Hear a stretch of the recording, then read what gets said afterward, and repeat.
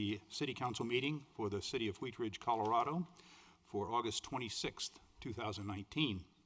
If you would please rise and join me in the Pledge of Allegiance to the flag. I pledge allegiance to the flag of the United States of America and to the republic for which it stands, one nation under God, indivisible, with liberty and justice for all.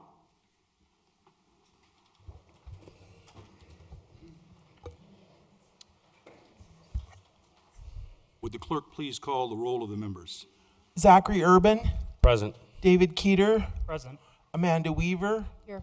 Leah Dozeman, Here. Christy Davis, George Pond, Present. Larry Matthews, Here. Janice Hoppy. Present. Mr. Mayor, we have a quorum. Thank you. We do not have any proclamations or ceremonies tonight, so we will move to the next agenda item, which would be the approval of minutes from a prior meeting, and there are none of those. We will now move to approval of the agenda. Are there any objections, including the consent agenda items? Mr. Mayor. Mr. Mayor.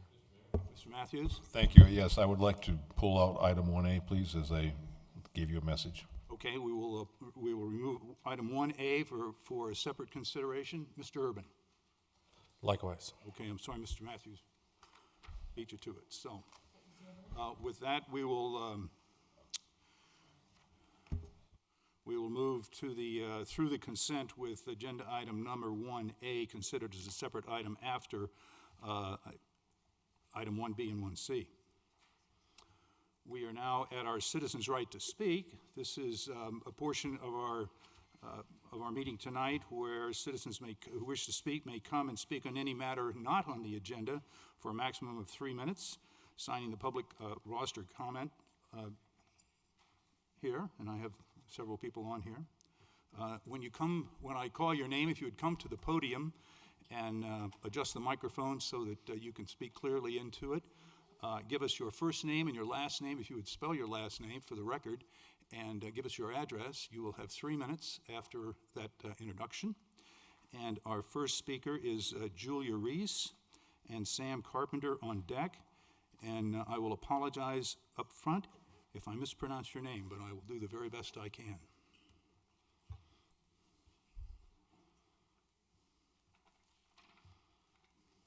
Thank you. My name is Julia Reese, R-E-E-S-E, and I live at 3348 Swadley. And I simply am Excuse me. I'm going to get Mr. Art to help you. And can you seat the mic, Steve? I'm not sure the mic is seated in its housing. Good. Okay. I'm sorry. And I simply am here to state that I'm very concerned about the increase in traffic on West 32nd Avenue. And I would like to ask the council to not move forward on any more development or zone changes at all without considering the incredibly difficult situation that has already been created with the increase of traffic on West 32nd Avenue. Thank you. Thank you. Our next speaker is Sam Carpenter and Greg Reese on deck. Evening, Sam Carpenter, C-A-R-P-E-N-T-E-R.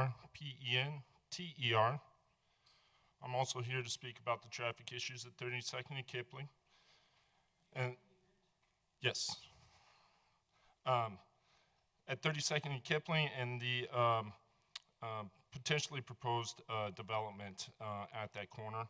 Last week, a builder held a neighborhood meeting to propose and explain a potential multifamily development on an open lot at 32nd and Kipling. The proposal included plans for a 60-unit townhome development with parking to accommodate 124. Currently, this property of approximately 6 acres is zoned R1, single family, as is all surrounding areas within an approximate mile radius. And obviously, the developer will be applying to be rezoned to either R3 or planned residential development. At that neighborhood meeting last week, roughly 200 residents attended, and from my observation, 100% opposed this proposal. Research in the Envision Wheat Ridge Comprehensive Plan enacted in 2009, as well as additional updated neighborhood revitalization strategies, this particular lot would not be defined as an established neighborhood, with a neighborhood goal of NH1 to maintain and enhance the quality and character of the city's established neighborhood. On a personal note, I reside in Paramount Heights. I live on Skyline, the first street south of 32nd and Kipling. The increased traffic at that intersection has hindered myself from leaving or getting to my residence, crossing Kipling to enjoy the park and open space, and traveling north to spend my money at retail locations within city limits. The proposed multifamily development would only increase that traffic, not only for myself, but the residents of Paramount Heights and the residents of Applewood Knolls. Again, this type of proposal should be reserved for the mixed use and buffer zones of the city where the traffic could be controlled in a better manner. While discussing ways to improve the flow and safety for the intersection, I strongly urge the Planning Committee and the City Council to revisit what is defined as established neighborhood if or when a proposal for multifamily zoning is requested for this lot. Thank you for your time. Thank you. Our next speaker is Greg Reese and Corey Stites on deck.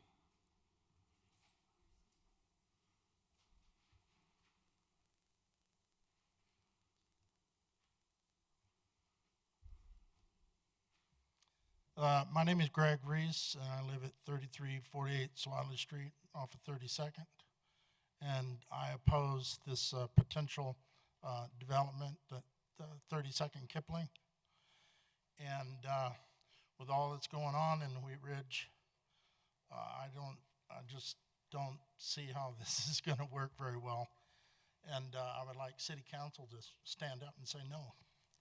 So, thank you. Thank you. Our next speaker is Corey Stites and John Bakken on deck. Thank you, Mr. Mayor. Corey Stites, 11885 West 35th Avenue. Tonight I'm here. I want to thank everybody who came out to that public meeting last week about the development. I want to thank everybody who came out, not for an opinion either way, but I want to thank everybody for showing up. As one of the co-chairs of the NRS, we worked extremely hard to get feedback from the citizens, and the citizens have stepped up and they've started to come to public comment. They've started coming to public meetings, and I hope that as they're coming that we're respecting those decisions. But citizens, I want to speak to you guys as well. As there's discussion going on and things are going on, we need to make sure that we're showing the respect to each other and to the city council people to make sure that those decisions are fair. And as we're stepping into public meetings, and those of us who haven't been to as many public meetings as others, we need to make sure that we're not yelling out, that we're not trying to intimidate, that we're not bullying. We're making sure that everybody's heard and that people that need to make decisions can make those decisions without fear of reprisal. So thank you, City Council, and I appreciate your time. Thank you. Please, no applause or cheers. We'll just have a more calmer, easier meeting. Thank you. Our next speaker is John Bakken, and Ihor Figlis is on deck.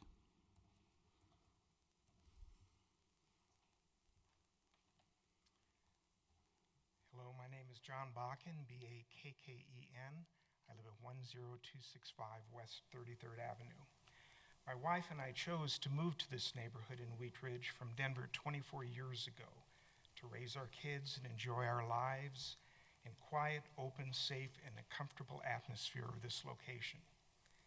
Now that our kids are grown and gone and we are retired, we choose to stay in the neighborhood for the exact same reasons. And we've watched as new young families move into the neighborhood from other metro locations, looking for those same qualities that we enjoy, and who in fact have paid premium prices to live there. That's why I'm speaking tonight in opposition to the potential rezoning development of the 60 townhome project on 32nd. I attended the developers meeting on August 20th and was dismayed by the response of the developer, HRE Holdings, to the many questions asked. Specific concerns were raised regarding safety, traffic, drainage, and environmental, and of course the biggest issue, the overall impact of a high-density, multi-story complex in our existing single-family neighborhood. While HRE high-density projects look to be appropriate for downtown Denver or even for Wheat Ridge at Hance Ranch, adjacent to the rail station, they have no place forced in the middle of a neighborhood of single-family homes. The Wheatridge definition of R1 zoning is, quote, to provide high-quality, safe, quiet, and stable, low-density residential neighborhoods and to prohibit activities of any nature which are incompatible with the low-density residential character, unquote. This is exactly what we are asking you to maintain. So tonight I have 3 requests when the City Council considers this development. First, respect the wisdom of your predecessors in their determination that the current neighborhood should maintain R1 zoning and the single-family character that R1 mandates. Any developer must respect the norms of the existing neighborhood. Second, respect the wishes of your constituents, the Wheatridge citizens who choose to live in this neighborhood and other single-family R1 neighborhoods for their existing character and who want to maintain that same quality of life. And third, respect your own common sense. Look at the projects that HRE has developed and ask yourselves if they belong in the middle of single-family homes. Would you want one of these developments overlooking your house? I think the answer is obvious. Thank you. Thank you. Our next speaker is Ihor Figlis and Rachel Holteen on deck. Good evening. My name is Ihor Figlis. I live at 9775 West 36th Avenue. I would like to take this opportunity to announce that I am a candidate to represent District 3 at the Wheatridge City Council. We are blessed to live in a beautiful city and deserve a high-quality election process. Being on City Council means representing the voice of citizens in the operation of their government, and I ask everyone for their participation and support in this process. I will run a campaign based on ideas and policies, and I look forward to debates on issues and quality of representation. I pledge that I will not make or condone any personal attacks on other candidates, their family members, or issue proponents. I invite all other candidates for public office to make this pledge. Thank you. Thank you. Our next speaker is Rachel Holteen and Smirna Quinones on deck. Good evening, Council. My name is Rachel Holteen, and I live at 4690 Balsam Street. And much like you guys are packing in the agenda tonight, I'm going to pack in some comments on citizens' right. First and foremost, I want to. I was watching a meeting, I think, from June, and it was the discussion about the barn and the historic preservation. And when I was watching that, I was just really, I think I knew this, but I was just reminded that we don't have any inventory or a designation that helps us identify what it is we want to save in our city. And as we have these ongoing discussions about new investments and ideas that people within our city have and people who want to bring their ideas to Wheatridge, I think we need a lot more clarity about what it is we value and what we need to preserve so that we're not making it up every time we have a new idea on a corner. So I would like the city to consider whatever process seems right to include a layer in the GIS that designates certain structures for historic preservation. And I realize that's a big process, but I think if we don't get that started now, we are going to have to do this ad hoc decision by decision moving forward. My second topic, much like Corey, I care a lot about civility. We cannot have civics without civility. And as long as I've lived in Wheatridge, there have been times where I haven't felt safe voicing my opinion. I've been personally attacked. I've been threatened on our Facebook groups. And it's really hard to keep showing up when you don't feel safe. And one thing about Wheatridge is everybody's in the minority here. There's no majority of any demographic or viewpoint. It's always a spectrum. So I just ask that council and citizens and anyone who wants to engage in civic dialogue bring civility at the forefront so that all voices can be heard. I am running for council as well and did some campaigning this weekend, and I had more than one person express concern that they felt like they couldn't be heard because there were such dominant voices in the community. So bring civility first. To that end, I am working with Conflict Center to host a community and conversation workshop on October 8th. It's a Tuesday from 6:30 to 8:30. I'm going to be inviting all of the candidates running for public office to help co-host that. And it's a dialogue about how we as a community can talk about topics that we don't always agree on, but can have civic discussion about. And then sort of leading into that, the last thing, I'm really aware, I'm lucky that I can make a lot of Monday nights, but a lot of people can't. I would ask the city to look at a program like Lakewood has called Lakewood Listens, which allows citizens to provide input on agenda items and even public hearings online at their convenience, so that working families, seniors with disabilities, and people who have a hard time making the specific time can still have their voice be heard as part of the public process. So thank you always for your service, and I look forward to civility moving forward. Thank you. Pardon me, thank you. Our next speaker is Smirma Quinones and Megan Schleicher on deck. Hi, I'm Sierma. The last name's Quinones, and I live at 10270 West 33rd Avenue. And I am here, like many voices you've heard earlier today, in response to the application or proposed application for the rezoning of the property on 32nd and Kipling. And I just want to express things from a personal perspective outside of the traffic that you've heard from all other constituents. The challenge we have is that some of us have really invested all of our money into a property knowing that the lot behind it is residential one. And so part of the research that we did as we moved into the area was, okay, do we have the space that we want? Do we have the space that we need? Is the house retrofitted for the area? And there are many homes within the 100 yards that's the requirement, or 100 feet, that have been retrofitted to work with the current conditions when it comes to the water tables and the flooding and everything that's associated with that wetland.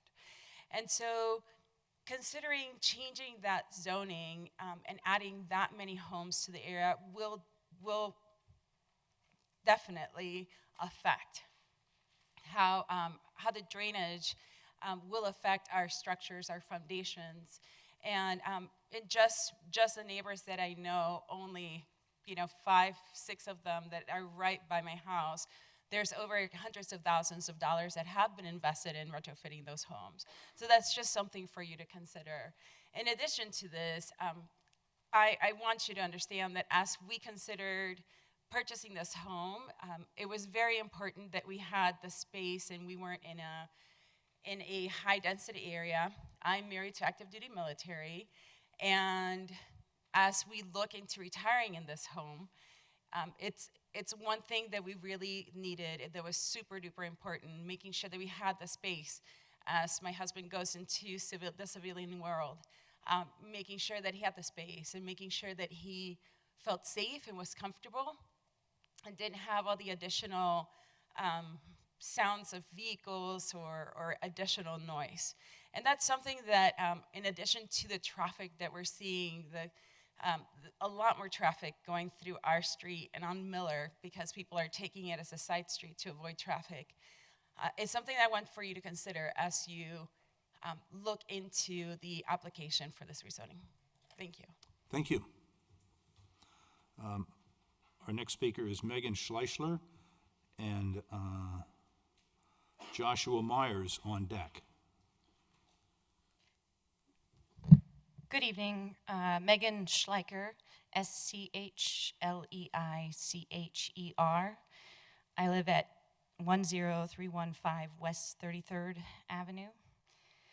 And I am here to also speak about the proposed rezoning at the corner of 32nd and Kipling. The 3 zoning criteria that were presented to us to request a rezoning application, none of those criteria are met with the current proposal that we have seen, which the developer at the neighborhood meeting made very clear that it was just something to send out, get us all worried, get us all worked up, cause a lot of stress for all of the nearby residents. Their comment was that nothing's in stone, we just need your feedback, but we proposed this 60 units. And with PRD, as far as I understand, there's not there's not much of a limit in terms of what could be put in there if it does get rezoned.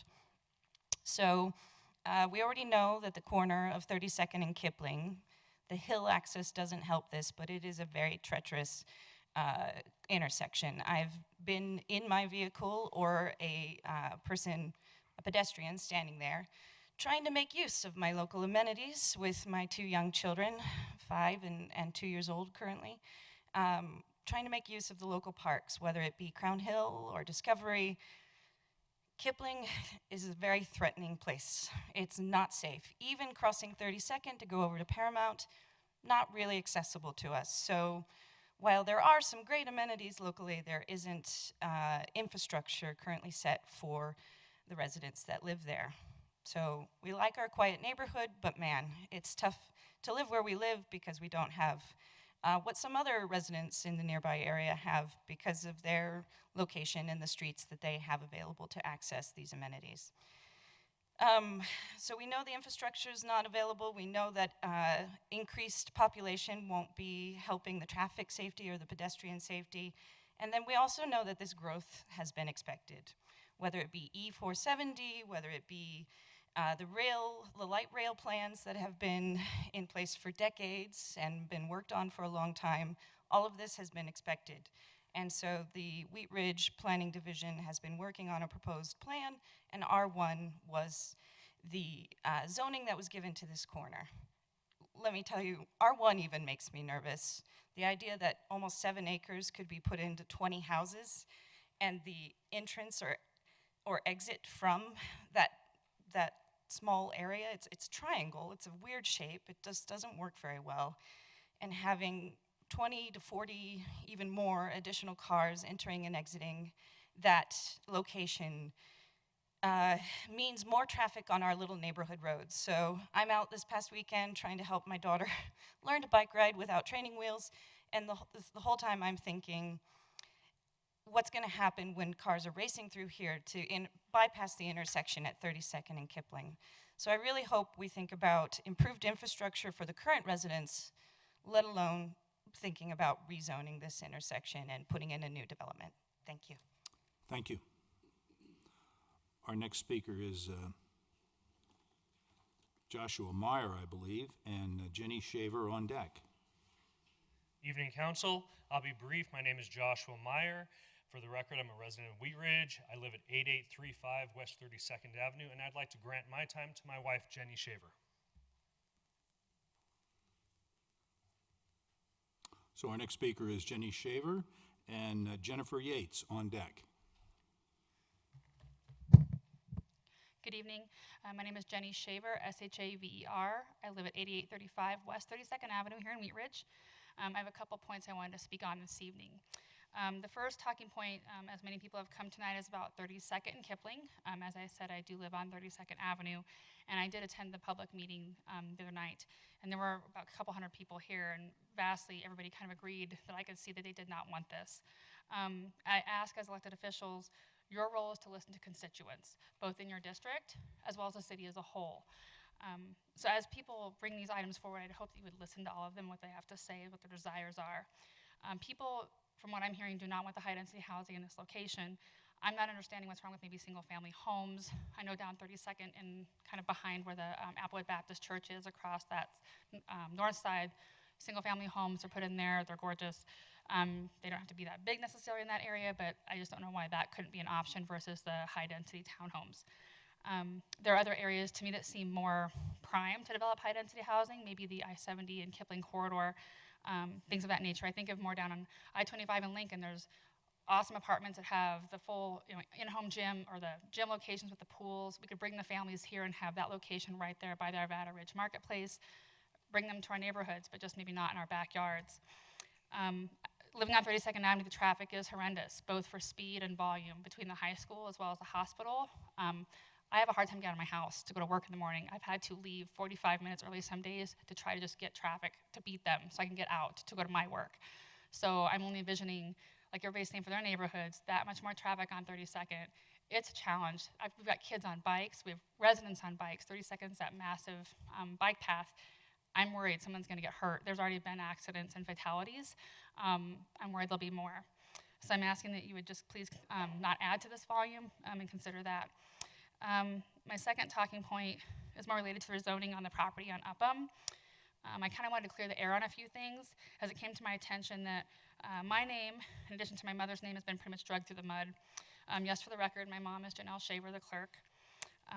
However, she doesn't come home and call me and talk about her work, and I don't call her and tell her about all the details of my work. So it's, to me, it's sort of a relevant thing. I've always been supportive of her role in the city government. But I basically became involved in this project when I was approached by someone to help with the petition. And I found out that Mr. and Mrs. McLeod hired a law firm to challenge the petitions that were being signed by citizens. And I actually offered to help when I was asked about that. I was told kind of what had happened, how the council reviewed things, changed their mind. I wanted the citizens to have a right to say what they felt, so I offered to carry a petition. In doing so, found out that they had contested this whole thing to have a hearing. Apparently my name was listed on a subpoena list to be subpoenaed to come here and testify at a hearing. I was never subpoenaed. No one ever served me a subpoena. I never signed for a subpoena. Never got one.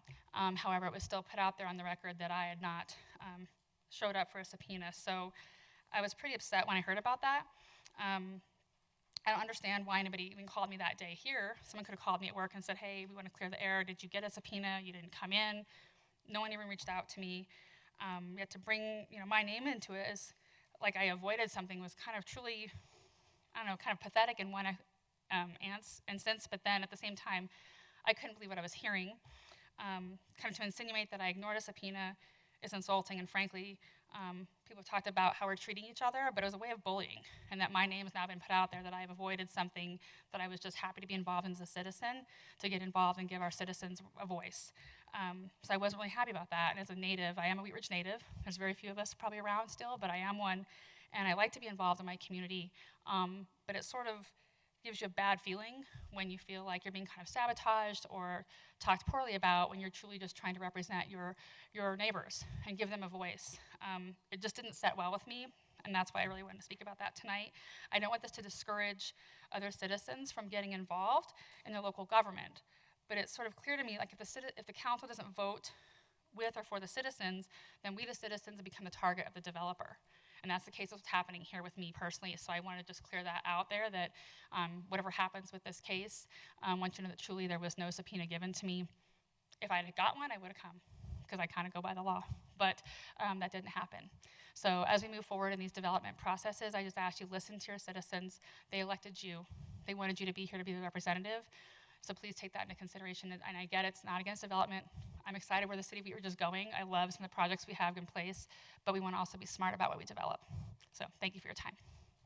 Thank you. Our next speaker is Jennifer Yates and David Bryce on deck. Pardon me, Daniel Bryce on deck.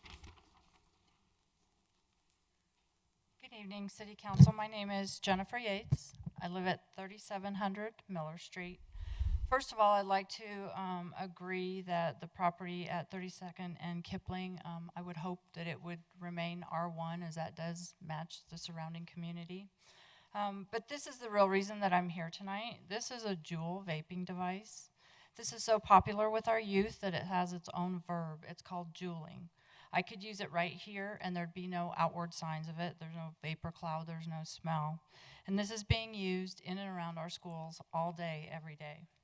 While I appreciate the fact that many think vaping is just water vapor, it is not. Honestly, that's probably one of the biggest hurdles when it comes to protecting our youth from the industry. First and foremost, 99% of vaping products contain nicotine, which is highly addictive, and it ensures the vaping industry future customers. The American Heart Association says that nicotine consumed from smoking is one of the hardest substances to quit and is considered to be at least as hard as quitting heroin. While nicotine itself does not cause cancer, some of the other substances in the liquid nicotine may well contribute to it. For example, a flavoring used in some e-liquids is also associated with severe respiratory problems, seen in workers at factories that produce microwavable popcorn known as popcorn lung. Now young people are ending up in the hospital and at least one dead, possibly from vaping.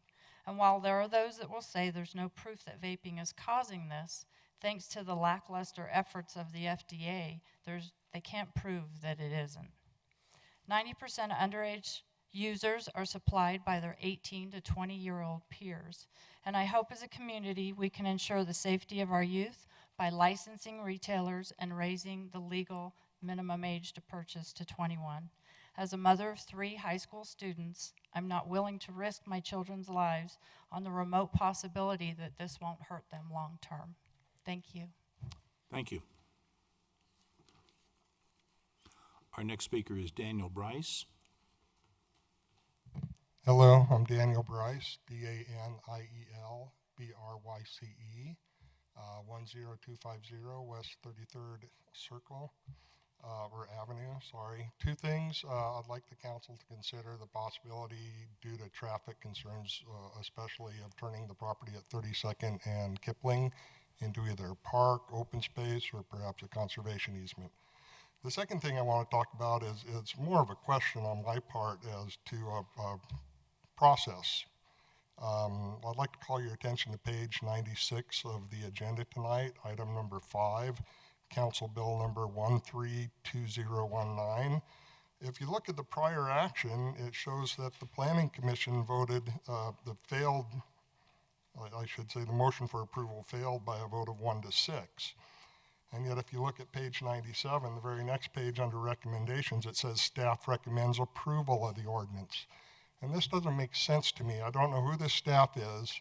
I don't know why they're recommending opposite of what the Planning Commission voted on. And it seems to me that if the staff can countermand the vote of the Planning Commission, what's the point of the Planning Commission? What's the point of the meetings or having citizen input? Thank you. Thank you. That's all the speakers that I have signed up to speak on public comment. But if you didn't get signed up, it's not too late. If someone would like to speak, please come to the podium and give us your first name and your last name and the address, and we'll go from there. Hello, my name is Brandy Zamudio, Zamudio. My family lives at 4725 Otis, Wheat Ridge, Colorado, 80033. First of all, I came here tonight not anticipating getting up here and talking. However, as I see things progress, I see and hear the passion of our citizens of Wheat Ridge. Everybody's very busy nowadays, and everybody that participates in things like this cuts out time of their schedule to come here, whether that be away from their family, away from their friends, away from their work, and they're passionate enough to get up here and speak, to show themselves that they care about what happens to their city. Thank you for everything that you guys do as city council, but my ask is that you listen to what they are saying. You actively listen to what they are saying. As leaders in the community, part of being a leader is listening to others and learning, or at least getting a different point of view, having the conversation. And so I know you have a very hard job. Every decision is tough. There's a lot of factors that go into it that maybe I don't see as a regular citizen. So I just wanted to ask you guys to really, really listen to the passion of the community, listen to what they're saying and why they're saying that. Thank you. Thank you. Another speaker that would like to speak, Ms. Archer, please come forward. Dorothy Archer, 3640 Marshall Street. Good evening, Mayor Starker, council, staff, and citizens. My heart goes out to you on 32nd and Kipling, but I also want to say something to you, a fight that we have had on East Wheat Ridge for over 2 years. If your zoning remains Zone 1, this contractor can go up 35 feet with a flat roof. Depending on the size of your lots will depend on how much space there is between each one of these dwellings. If he changes to an R3, you actually have 35 feet with a 15-foot bulk plane. which is a slope on each side with maybe a half a story in the middle. The reason that was changed is over 2 years ago, in the southeast corner of Wheat Ridge, a 35-foot flat roof home was built right next to small bungalows. It raised alarm. With much work from Mike Epson, who lives in that area, and petitions, council did address that situation and changed the 35 feet to 35 feet with a 15-foot bulk plane. I myself have fought for over 2 years to have every residential zone have 35 feet abolished, 35 feet with a 15-foot bulk plane, at least. Now perhaps we have some support from West Wheat Ridge. We're with you. We are with you. We are not against development. We are not against development at all. But please, council, keep in consideration of being respectful of those of us who live here. No changing of residential zones to PRDs. Thank you. Thank you. We have another speaker who would like to come forward. Please come forward. Good evening. My name's Becky Zachmeyer. That's Zachmeier. I live at 4200 Upham Street in Wheat Ridge. I've been reading through the NRC survey that was conducted in 2018 by the city. It reported that the survey for households was sent out to 4,500 families. And then the return rate, it stated, was 26% at 1,136 returns. That concerns me, however, because there's 33,000 residents in Wheat Ridge. And so, in reality, that's really only asking 3.4% of the population for their opinions. I know that you can do sample sizing and there's differences in how surveys are designed, but I'm questioning why such a small survey size was chosen. And I'm wondering about the rest of our voices. My concern is that if City Council or City Management is moving forward based on one survey of less than 4% of the population, then is that why decisions are being made without the general knowledge of the population of Wheat Ridge?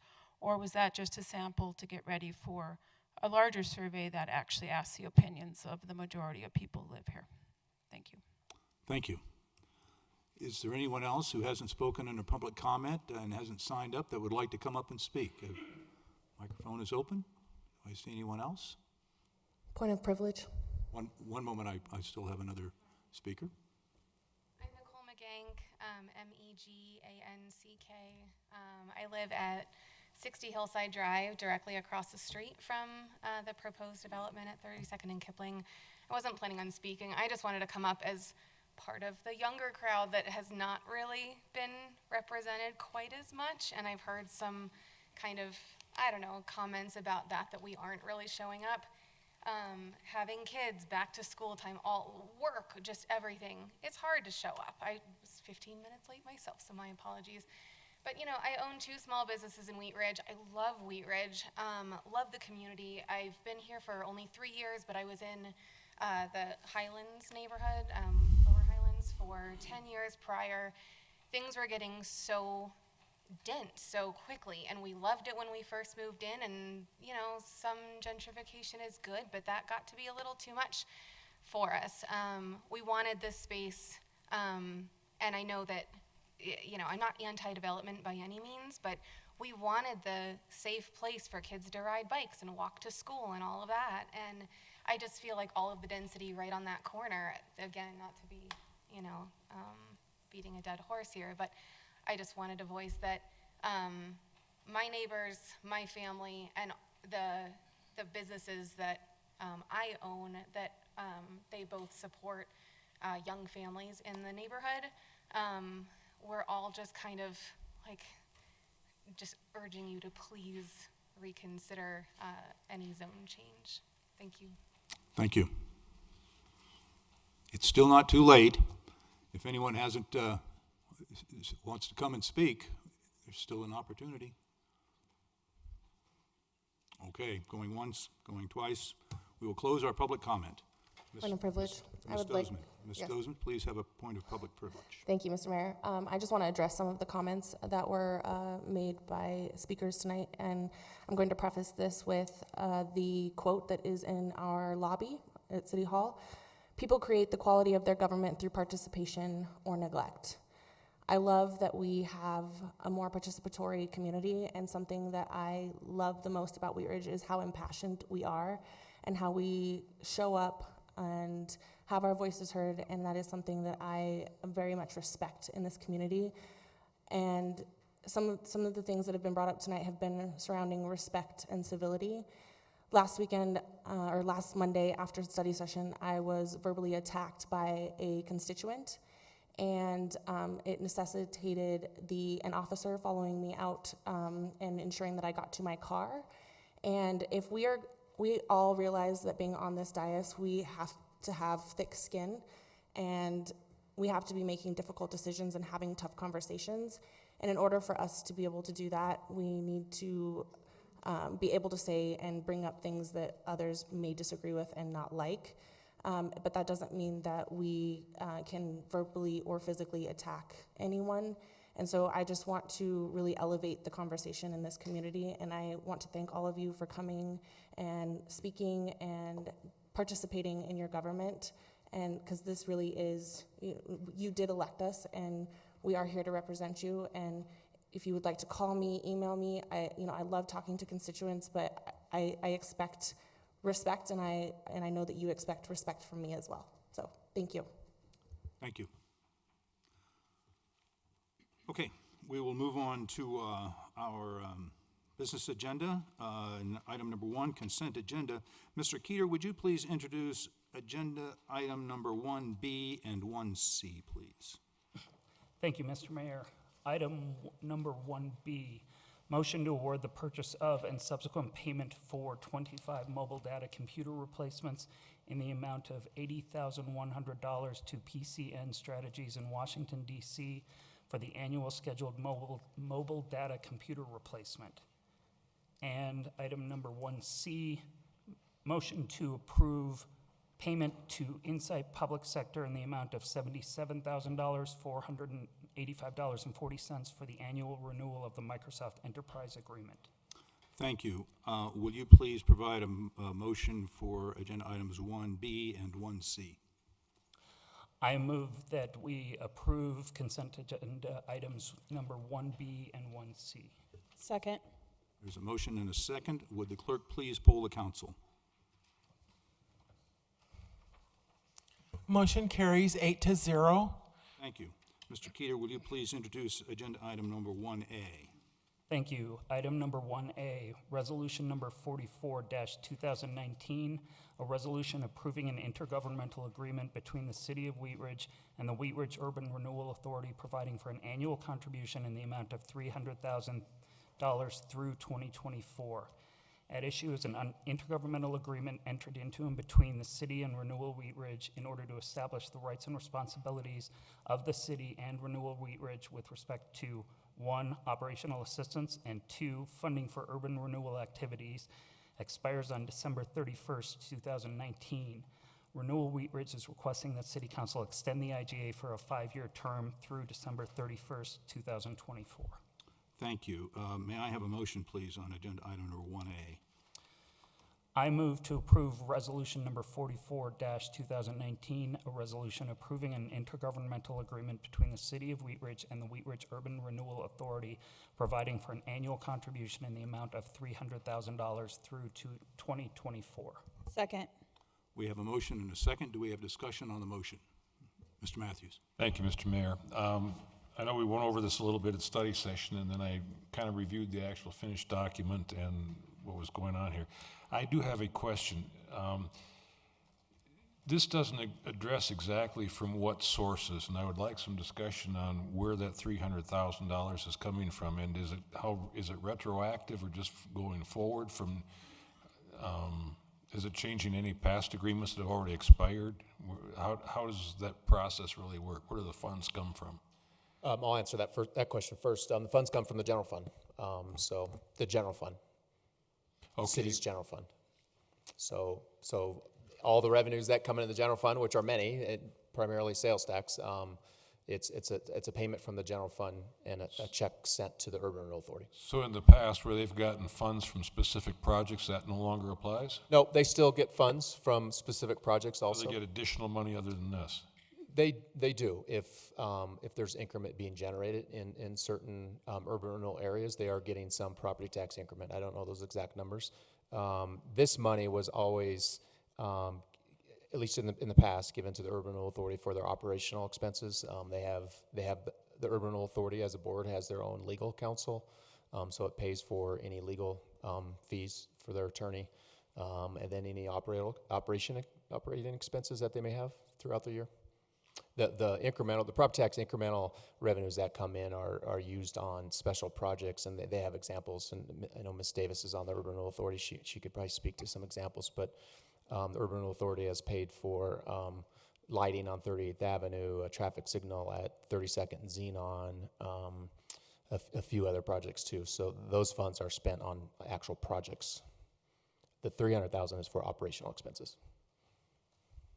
Okay, thank you. I'll give anyone else a chance to speak first, and I'd like to summarize. Ms. Davis? I'd also like to just comment on your, where you had mentioned other revenues, and the authority does get the other revenues as well, but it goes back to paying the expenses that they've done. So for instance, Sprouts, we'll get that increment financing from them, but then we also have to pay the loans back that we need to from that increment.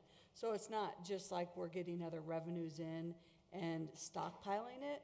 Most of our other revenues are basically, and you'll see it when in the budget reports, that it kind of goes in and goes back out because it goes to pay for the projects. Just like in Wheat Ridge Cyclery, the other thing that we've been doing is oftentimes we work to pay it off quicker so that we have less obligation from an interest perspective.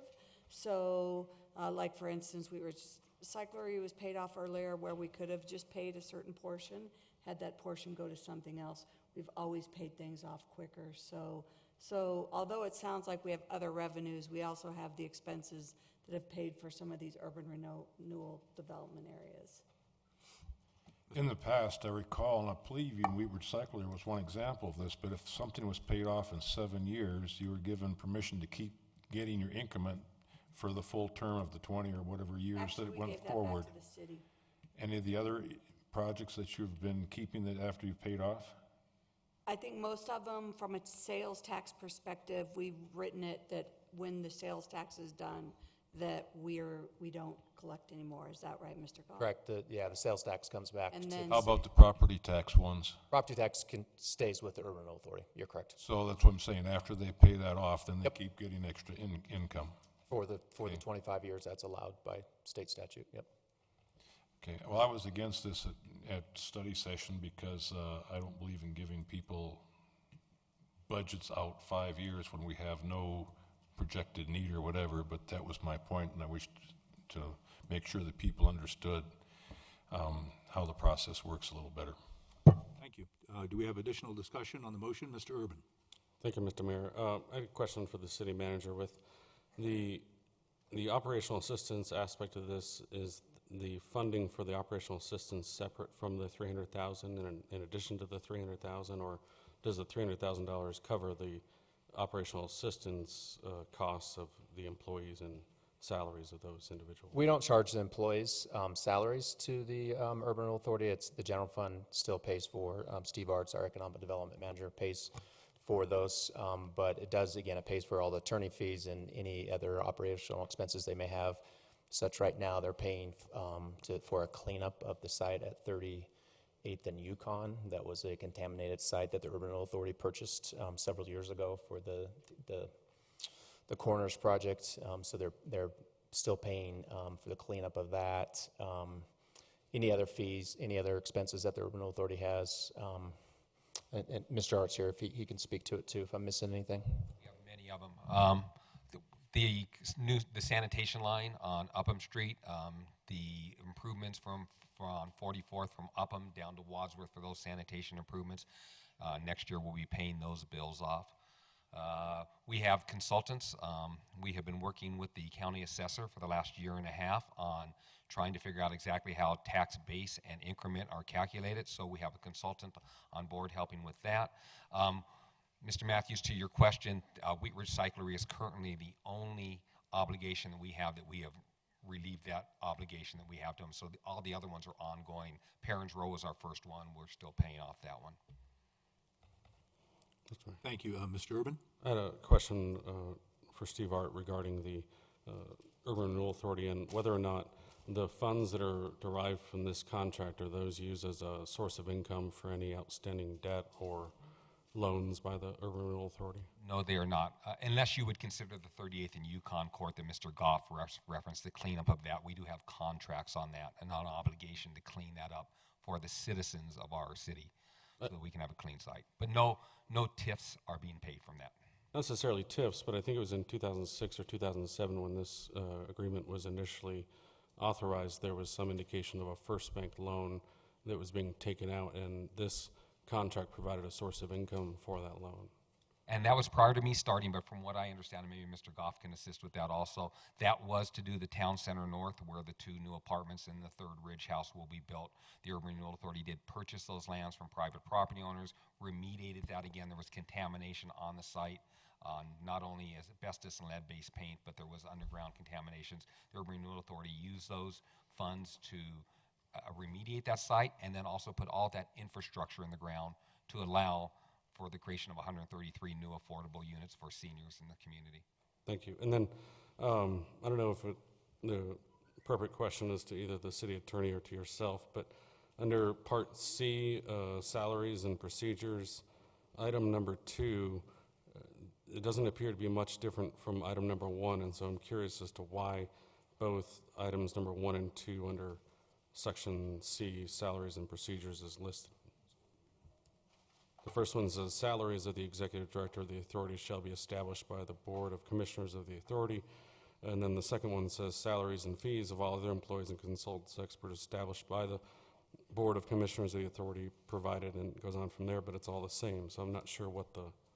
I believe the first one deals with if it wasn't me and we were a separate board that hired their own executive director, that salary would be set by the board. Section C, number 2, would speak more of consultants, other employees that may be hired. Maybe there would be a staff that would be hired by this new executive director, so it would speak to that. Right, but then it just goes on to say that in the event, on the second one, it says, in the event the executive director is hired by the authority is also a city employee, the authority agrees that his or her total salary, and it just goes on about the executive director in the second category. So it just, to me, I don't understand why. These are actually labeled number 1 and number 2 and number 2. So maybe this was an either or, and the drafter didn't pick, didn't get one of them deleted. Well, either one. I mean, so items 1, 2, and 2. Yes. All 3 of them, there should just be 1. And so I don't understand. If there is to be 2, why is there 2?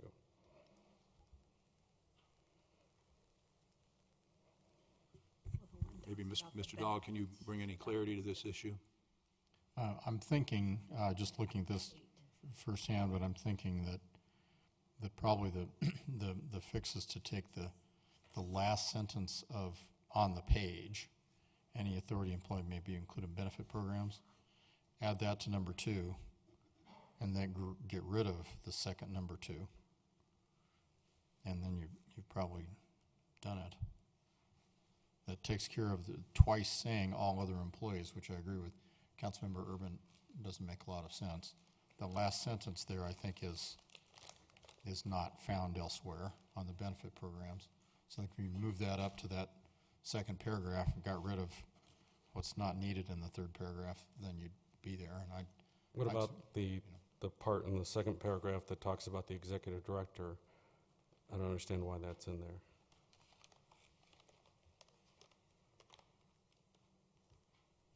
As compared with paragraph 1, Correct. looks like that's another duplication to me. I mean, I'm reading this for the first time, but it would seem to me that maybe what you do, and I'd be happy to talk with the attorney for the authority on the other side, but you just want to eliminate any duplication in these 3 paragraphs. Correct. I'm not concerned about the content necessarily. It's more the. I think that's a good suggestion. In fact, I'd ask for it, so when there's a motion to approve, if it hasn't already been made, if the direction could be to eliminate the duplicative language in subparagraph C, then I can make certain that happens. Can that amendment be made as a friendly amendment to the maker of the motion? Or do we need to vote on that? Let's see, let me go back to Mr. Keeter. Would you accept this as a friendly amendment? Yes. It will, and the seconder, will you accept that as a friendly second? Yes. Thank you. Okay, so we're good with an amendment. Do we have the appropriate language for that amendment? My suggestion would be the amendment commands me to eliminate duplicate language, and I can do that. Okay, very good. And Mr. Mayor Yes, ma'am. and Mr. Dahl, you will get that language to I me. will, absolutely. Thank you. And I would just like to speak on this. Okay, so you may speak now on the substance. Thank you. So when this agreement was initially signed back in 2006, we had a source of money. We had the operational assistance, the employee salaries and benefits paid for out of the money that was agreed to. And then the third thing is that it was a supplemental budget appropriation when the agreement was signed. And so as we look at it now, we have an agreement that doesn't include the salaries and benefits. That's an additional cost. You have a situation where this isn't a budget appropriation. This is just in a resolution agreeing to 5 years of funds, which I'm not necessarily saying funding the Urban Renewal Authority isn't appropriate. What I am concerned about is a 5-year agreement and the necessity of having any kind of 5-year agreement, whereas we could go to an annual appropriation, which I think is appropriate given an annual budget appropriation process. So I will not be voting for this, and it's not to say that I don't appreciate the hard work the Urban Renewal Authority has done. It's that this agreement started off with us identifying where we were going to pay for it. We were identifying the costs involved in it and paying for the costs in the agreement, and now that's completely flipped. So I don't think this is a good agreement for the city, and I would encourage other council members to vote no as well. Thank you. Is there further discussion on the motion? And I had a question and clarity for Mr. Dahl. If you've got a second, Mr. Urban, this does not create a multi-year financial obligation with respect to this, Mr. Goff? It does not, because the 300,000 would be budgeted annually, and it would come. We need to renew that Correct. annually, so. And plus you can't. Plus you can't. It's not legal. Right. Paragraph 7 actually addresses that. In the agreement, paragraph 7 actually addresses, says this is subject to annual appropriation. I see the language in there, and that's very clear. It's just a matter of understanding that it's sort of a wink and a nod to say we're not going to appropriate this for 5 years just because we throw that in there. So that's a concern for me. Certainly. Any further discussion on the motion? Will the clerk please poll the council? Motion carries 6-2 with council members Matthews and Urban voting no. Thank you. We will move to item number 2. Mr. Matthews, would you Thank please you, Mr. introduce Mayor. item number 2? Item number 2 is Resolution 45-2019, a resolution approving a service plan and intergovernmental agreement for the Hance Ranch Metropolitan District. At issue is the City Council is asked to approve the service plan and intergovernmental agreement for the Hance Ranch Metropolitan District, a taxing district to be used to finance certain improvements for the residential development. Service plan approval is the means by which the city oversees the creation of such districts, which are ultimately approved for formation by the district court. Thank you. This is a public hearing and a resolution. It is not quasi-judicial. I'm going to open the public hearing. And Mr. Goff, do we have a staff presentation on this? We do. The attorney representing the developer, Megan, is here this evening. You've met before to do a quick presentation. Megan Murphy, White Bear, Ankley, Tanaka, and Waldron. Can you guys see this? Oh, okay, great. Hi, you might remember me from the neighbor to the west, Ward TOD, just across the way from Hans. I get emails from you, don't I? You do. Okay. Sorry about that. Yeah. So this presentation is substantively the same. The service plan is substantively the same, but I'll go through it. Happy to stop for questions. Don't want to waste your time since you just saw me maybe 2 months ago. So nice to see you guys again. So this is the vicinity map of the project. It's the hash line area. It's not at 32nd and Kipling, for the record. Not even close to 32nd and Kipling. Very far away from 32nd and Kipling. Okay, great. This is a townhome project. I believe 63 townhomes. You've already approved the plat for this. You've already approved the SIA for this. We're coming to you with the service plan for the same project we've already seen. Here's some nice images of what it may look like. I just want to clarify, no promises about the colors. So these are some of the same slides we talked about before. What's a metro district? How is it governed? Public disclosure. And I'm happy to go through those again if that's council's pleasure. Or just hit specific questions, talk generally about the service plan. What would be helpful to you guys? Let's talk in general and Okay. hit the highlights. Great. So this service plan is coming to you as a brand new service plan, unlike Ward TOD, which was an amendment to an existing project. So it's brand new.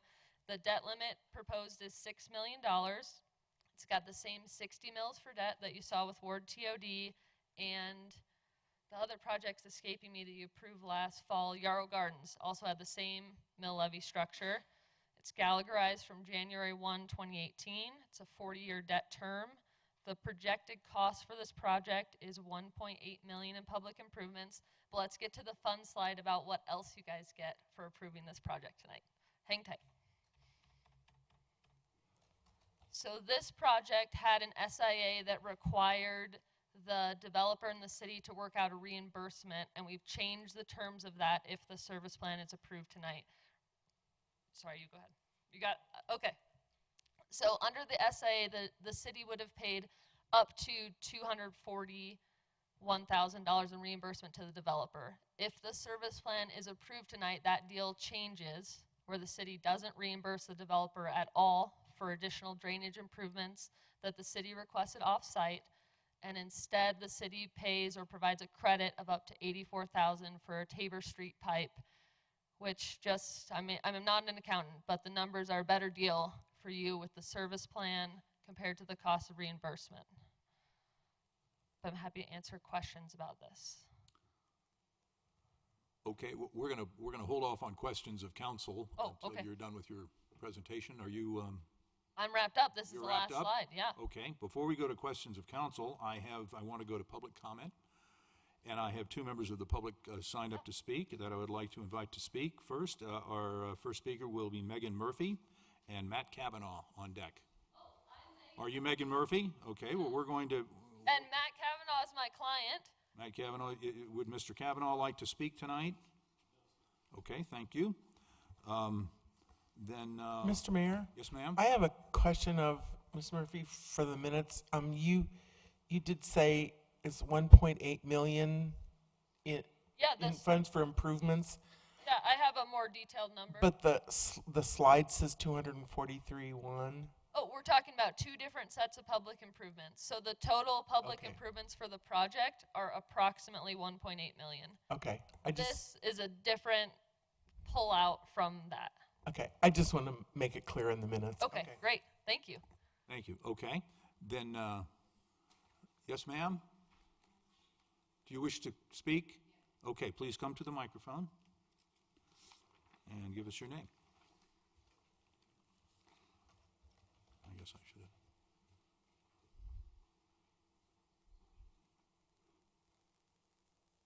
Apologize for not signing in. I got here a little bit late. I was wanting to see the previous slide that Ma'am, shows. ma'am? Oh, my name is Terry Dahlbeck. And do you need something else? Can you spell that last name for me? Dalbec, first name Teri. And would you give us your address, please? 3810 Garrison Street. Thank you. Please continue. That's in Wheat Ridge. And I was liking to see the previous slide that shows what this Metro District was going to be doing. It had a list of street improvements or something. Can we go back on the slides or not? Ms. Murphy, are you able to bring up a different slide if you would? Megan, why don't you come up if you would? Terry, could Megan behind you come up? She'll go to the slide. I think we just need to hit, I think it's P for previous. This city council finding slide? You tell me No, when. keep going, the one that says Metro District, keep going, the one that they're financing. Going back. Okay, that one. Sorry. Yeah, Oh, go forward. Okay. right here. Okay, there you go. So this is, I'm assuming, a Metro District. It's really kind of confusing for public, but I'm assuming this is a Metro District that's for a PRD, and it's an overset on it, but my understanding is when they put in PRDs that the developer is responsible for a lot of these, and now it looks like trying to set another form of government on top of the other one and pay for all of this so that the developer and people who are planning this are not having to pay for any of these things, and putting it on to the people who are going to live in these places as a tax that I think goes over the top of our city taxes. So now you're double taxing them for things that if you look in the PRD section, it appears that streets and improvements and things like that are supposed to be done as part of the developer's job. So I just wanted to point that out. I don't know if we're going to start putting all these metropolitan districts. I know some of the other cities have. And then they try to say that they don't have to, people come to buy them. They go, oh, you don't have a homeowners association, but you have this metropolitan district, which is a tax, sits on top of your house. If you can't afford it, you can get foreclosed on, and it causes a lot of problems. So I'm definitely against this being approved for this site or for any of the sites in this city. Thank you. Thank you. Is there anyone else? I apologize for not asking for anyone else who would like to speak. You may come forward now.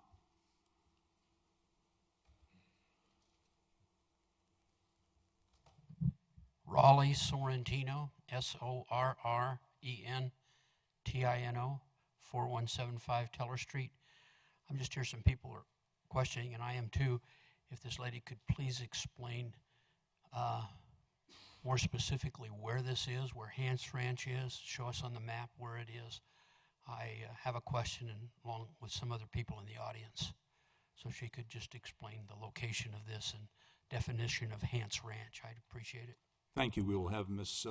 Murphy, if you would please come to the microphone and explain where this is.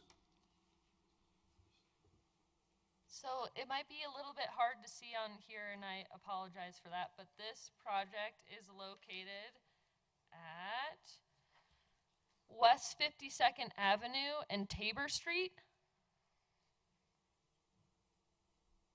On the southwest corner? Correct, sir. Okay, so the address, it's located on the southwest corner of 52nd Avenue and Tabor Street in Wheat Ridge. Is that, get it? Okay. Okay. Is there anyone else in the room tonight who has not spoken who would like to come and speak on this? Okay, we will move now to questions from council. Ms. Davis. I have just a question for you. It might be for the developer. I know that with, you're right, we did something similar with the Yarrow Gardens. And one of the things they were sure to make sure of is that for any sales of the property, that a part of the sale and the agreement was that the purchaser was very aware of this metropolitan district. And so I just wanted to be clear that that is, again, something that we'll be clear with for the new home buyers so that it's completely transparent that that's a part of their Yeah, thanks role. for asking. So that's included in section 8 of the service plan, and I triple check these section references. Thank you. You might remember our fun we had last time. So not only is it included as part of the service plan, but it will be included in the sales contract between the builder and the home buyer. It's recorded on the property, so should you pull up a tax statement on the assessor's website or any other publicly available information, it will be there.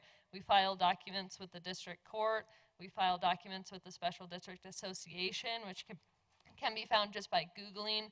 We're trying to get out there and tell you about Metro Districts. We're not trying to hide. So yes, it will be included in the sales contract and other publicly available documents. Thank you. I just wanted that clarification. Thank you for asking. Thank you. Before I close the public hearing and we move to a motion, is there any other questions that council have of staff or the applicant? Then I'm going to close the public hearing, and Mr. Matthews, a motion is in order. I move to approve resolution number 45-2019, a resolution approving a service plan and intergovernmental agreement for the Hance Ranch Metropolitan District. Second. We have a motion and a second by Mr. Urban. Is there discussion on the motion? Seeing none, will the clerk please poll the council? I'm pretty sure I cleared it. Motion carries 8-0. Thank you. Thank you. We will move to agenda item number 3. Ms. Dozman, would you introduce agenda item number 3? Yes, thank you, Mr. Mayor. Resolution number 46-2019, a resolution approving the assignment to the Housing Authority of the City of Lakewood, Colorado, DBA Metro West Housing Solutions of $1,667,715 of the City of Wheat Ridge, Colorado's 2019 private activity bond volume cap allocation from the state ceiling for private activity bonds, and authorizing the execution and delivery of an assignment and other documents in connection therewith. Thank you. This is a resolution. This is a public hearing. It is not quasi-judicial. I'm going to open the public hearing. And do you have a staff presentation on this? Yeah, just report, real briefly. Briefly? Good. We discussed this at study session, I believe was it last Monday? So a lot of questions were there. I don't know is there anybody here from Jefferson? Oh, there is. Did you want to say anything also? Yeah. While she's coming up, I'll just give a quick summary of this. So private activity bonds are tax-exempt bonds that, as was read, it's a tax-exempt program from the federal government, and the city gets an annual allocation capacity of bonding, and ours is about $1.7 million this year. We've never used it for a specific project in Wheat Ridge before, so we were very fortunate, I think, to have a partner in Jefferson County Housing Authority to come to us with a very great project so that they can use these private activity bonds and to leverage other funding to make some much-needed improvements in an affordable housing project here in Wheat Ridge. So with that, I will let Lori Rosendahl, the Executive Director of the Jefferson County Housing Authority, speak about the project. Thank you. Thank you for allowing us to speak on our project. We are Can you say your name, please? Oh, sure. Lori Rosendahl, Executive Director, Jefferson County Housing Authority. We are the Housing Authority for Jefferson County. We cover about 774 square miles, 7 cities, 6 towns. You know Jeffco. It's a big place. So we have been looking at our own portfolio. Not only are we developing new developments and new communities in Evergreen, Golden, we're also looking at our own portfolio for opportunities to improve our communities for our families. One of the first properties we looked at was 48th and Garrison, Caesar Square Apartments, and knew that we wanted to do something there to improve the community for our families. This includes adding a community space, so they'll have a community room, includes taking a market property. This is a market property. This property has no subsidy attached to it. It has, we could charge market rents there. We're going to bring in a tax credit financing deal that will restrict the rents but to 80% or below. I know it says 60 in our presentation, but I think we'll have a few, likely not many, but a few 80% units. But it will be a restricted income property. By improving the project and adding a community room, improving the units and improving the space will make it safer. We actually worked with the Wheat Ridge Police Department regarding some of the access issues there, and with its location close to I-70, oftentimes cars are left in the parking lot. It's got a huge parking lot, not much lighting. So all of those things we're going to address with this redevelopment, and we're asking for the private activity bonds to help us leverage the 4% credit and improve the project. Thank you very much. Lori, could you maybe also maybe speak to what 60% AMI means and what that is right now in Jefferson County? You would ask me that. I'm sorry, or roughly, I think Let me see roughly. if I have them. I do have them. Cool. So this project is actually 37 one-bedrooms, 69 twos, and 3 two-bedroom, 2 3-bedrooms. The 60% AMI for one person is $39,000. For two, it's $44,580, and for 3 people, it's $50,160. So those are about the income ranges that we'll be serving there. With restricted rents at those levels, the rents will run from about $1,000 to $1,400, depending on AMI, bedroom size, all of those things. Mountain Views? Pardon? Mountain Views? Yes, of course. Okay. Thank you very much. I don't have anyone signed up to speak on this item, but I don't want to be remiss in not inviting members of the public to come forward and speak on this, what I think is a really exciting project. But so is there anyone here who's not signed up who would like to come speak on this? You may do so now. Okay, I don't see anyone coming forward, but I would like to open the floor to members of council for any questions or comments. Mr. Keeter. Just very quick to make sure I understand, because seems like there's a lot of overlapping political jurisdictions involved in this, that this is federal funds given to the state of Colorado, a portion of which are allocated to Wheat Ridge, and it's being used to leverage bonds from the city of Lakewood's Housing Authority for a project owned by the Jefferson County Housing Authority that is located in Wheat Ridge. We wanted to make it as difficult as possible. So this is a complex funding structure, and because we entered into this through another loan, we had another loan structure that led us down this path. We were unable to issue the bonds ourselves. Normally, we would issue those bonds ourselves. The Jefferson County Housing Authority would issue them. We've asked just Metro West to do it for us, so they're issuing the bonds on our behalf. That's why they're involved. There's really no other reason.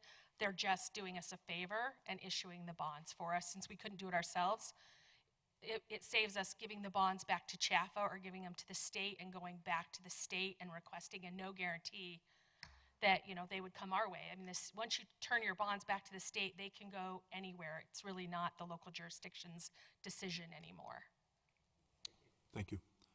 Any additional questions before I close the public hearing and go to a motion?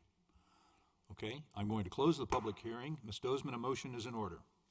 I move to approve resolution number 46-2019, a resolution approving the assignment to the Housing Authority of the City of Lakewood, Colorado, DBA Metro West Housing Solutions of $1,667,715 of the City of Wheat Ridge, Colorado's 2019 private activity bond volume cap allocation from the state ceiling for private activity bonds, and authorizing the execution and delivery of an assignment and other documents in connection therewith. Second.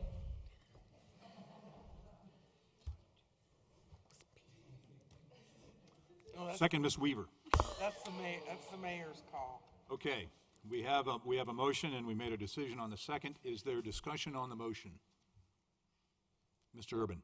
Thank you, Mr. Marinette. I think it's important for those that are looking on to these proceedings, understanding that when we talk about a number of $1.6 million, that seems like a tremendous amount of money, and it is, but the way that this is structured is that the private activity bonds allow the Jefferson County Housing Authority to work this deal in such a way that this isn't costing the citizens, the taxpayers of Wheat Ridge, the $1.6 million. This is us granting the Housing Authority the ability to borrow money using these bonds. So it's in some ways difficult, but that's what it takes for affordable housing to get done, is to have these complicated capital stacks where you have the Lakewood Housing Authority helping the Jefferson County Housing Authority do a project in Wheat Ridge. So, but that's what it takes to do affordable housing, and that's the type of work that the Housing Authority is doing every day. So appreciate their hard work on this one, and I'll be voting in favor. Thank you. Ms. Sahabi. Thank you, Mr. Mayor.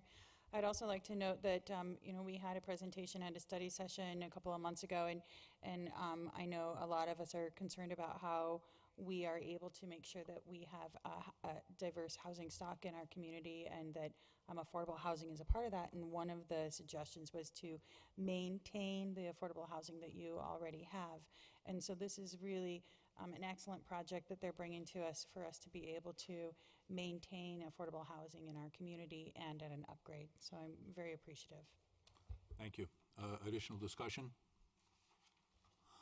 Before we go to a vote, I'd like to say that I'm very pleased to have this proposal come forward to us, and I hope that council will endorse it. I think this is a great opportunity to build, to have affordable housing, but not just affordable housing, good quality affordable housing. This is housing that's been brought up to date, has playgrounds, has activity rooms, has things for kids, has lighting and safety features, so that people who are not able to maybe afford this quality of product, this is going to be available. So anyway, I hope we will vote favorably on this. So if there is no more discussion, will the clerk please poll the council? Motion carries 8-0. Thank you. Our next item is agenda item number 4. Ms. Weaver, would you please introduce this item? Thank you, Mr. Mayor. This is Council Bill number 11-2019, an ordinance amending sections 11-51, 11-53, and 11-63 of the Wheat Ridge Code of Laws concerning the licensing and regulation of alcoholic beverages. The prior action was on July 1st study session. City Council reached the consensus on the remaining issues under consideration and directed staff to bring the attached ordinance forward and finalize revision to its regulations on alcoholic beverages. Thank you. This is an ordinance on second reading. It is a public hearing. And I'm going to open the public hearing. Will the clerk please give me an ordinance number? This will be ordinance number 1673. Thank you. Do we have a staff presentation on this? Mr. Dahl? We do, on the staff presentation. Council has been very patient in processing a number of changes to the liquor laws in the city to respond to changes the state legislature has continuously made, and that process will never end, I'm sure. But the state legislature more recently was very active in kind of creating a whole new slew of different kinds of licenses to try to describe the different kinds of facilities now that offer alcohol either as a primary part of their business or merely incidental to some other activity. And I want to stress that that doesn't mean that the city's got to create a new form of license each time the state does, because we frankly wouldn't be able to do that. We also can't create a new sort of land use designation for these things, and I want to emphasize that there's not a reason to do that, and cities do not do that. There's always more complexity at the state level around liquor licensing, no pejorative intended. They need that for their purposes, but it's not as necessary for local purposes. So the changes here are all in our licensing chapter of the code, and we're down to the last few that I've gotten direction from you at study session to implement, and this ordinance does that. It defines both entertainment facilities and lodging facilities, which come in all sorts of shapes and sizes, as I think you heard at the study session. The key here is that an entertainment facility has the primary business to provide the public with sports and entertainment. Incidentally may serve alcohol. Lodging, primary purpose to provide lodging. Incidentally may serve alcohol. Those definitions are then used. First we make the definition, and they're used for a couple of different purposes. The first in the ordinance you'll see is the 500-foot rule. And we all know that the 500-foot rule means you can't have a liquor store or a tavern within 500 feet of a school. And now that we have this morphing of additional kinds of liquor operations, should they be subject to the 500-foot rule or not? Absolutely appropriate local social policy decision that you make. And so you are allowed to carve out kinds of facilities that aren't subject to that 500-foot rule. For example, you have done that for hotel and restaurant licenses. The classic H&R license is something that can be within 500 feet of a school, and most cities do that. So what the ordinance does in Section 2, after having defined these facilities, is to make them, as you've directed in the study session, exempt from the 500-foot rule. There's reasons, of course, for that rule, but in the past you've viewed a real distinction between taverns and liquor stores on the one hand, and the other kinds of places that serve alcohol on the other. The restaurant at the Holiday Inn. We don't have one, but the point is, most cities view that as not something that we're particularly worried about the 500-foot rule on, and so that's what Section 2 of the ordinance does. Section 3 of the ordinance, there's this other new category of a liquor sales room, and there's a lot of the more detail than you probably want around it, but the only thing that we felt was important, and you've directed, is that when there is an application for a liquor sales room, the local licensing authority, in our case, the liquor licensing authority at the city, refers that notice up to the Department of Director of Community Development. It is important that we have that kind of referral because, at least in my memory, there was at least one circumstance where liquor authority granted a license. Turns out the zoning for that particular operation wasn't appropriate, and the people got their license and made commitments based on that license, and it was unfair to them and a hardship. And so we just want to make sure that there's a zoning check, as there should be for so many things, but this liquor sales room, kind of a new little animal. And lastly, in the classification of operators, now that entertainment facilities and lodging facilities have been invented, we need to place them into categories so that we know what fee to charge for that license. And that's what Section 4 of the ordinance does. So this is the last cleanup, probably for another year or so, until the legislature comes up with something that we've got to react locally to. Thank you. Before I go to questions of council, I want to go to questions or comments from the public. I don't have anyone signed up to speak, but once again, if you haven't signed up, you may still speak on this item. You can come forward to the podium now. Is there anyone who would like to speak on item number 4? Okay, I don't see anyone, so we will close that portion and go to questions from council of staff. Ms. Weaver. Mr. Dahl, this is probably not related to this ordinance, but I just would, if you could just quick explain to me and to others listening. So when a rule like the full-strength beer that can now be sold in gas stations, does that fall under the 500-foot rule with schools? No, because because that operation is not a retail liquor store, which does fall within the 500-foot rule. So the answer is no. It's not a retail liquor store or a tavern. Okay. And so it could be close. It could be close. It could be within 500 feet of a school. That's right. Okay. But this ordinance does not deal with that. It does not change the rule on that at all. Beer. Now that we've overcome the 3.2 category in Colorado, which I fondly remember, now beer is just beer, and the rules for beer are the same for all kinds of beer. That's why you're seeing it in grocery stores, which is a kind of a shock to those of us that have spent years not seeing it there. Thank you, Mr. Matthews.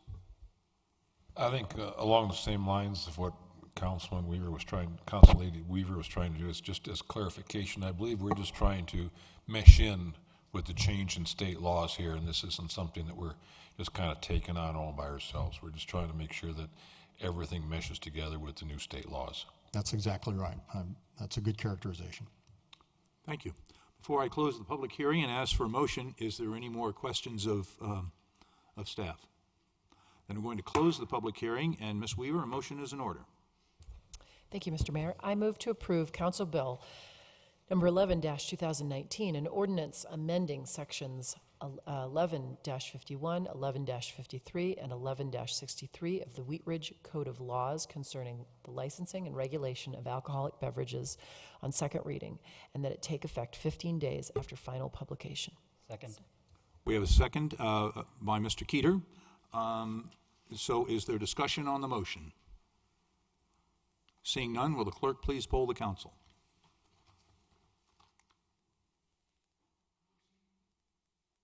Excuse me. Motion carries 8-0. Thank you. We will move to item number 5. Ms. Hoppy, would you please introduce this item? Thank you, Mr. Mayor. This is an item on ordinance on first reading. Council Bill number 13-2019, ordinance amending the Wheat Ridge Code of Laws concerning procedures for protests under section 5.10 of the Home Room Charter, case number ZOA-19-03. Thank you. This is an ordinance on first reading to set the time for a public hearing. Will you please give me a motion? I move to approve Council Bill number 13-2019, an ordinance amending Chapter 26 of the Wheat Ridge Code of Laws concerning the right of protest procedure for rezoning decisions on first reading, order it published. Public hearing set for Monday, September 9th, 2019 at 7 p.m. in City Council chambers, and that take effect 15 days after final publication. Is there a second? Second. Second by Mr. Keeter. Will the clerk please poll the council?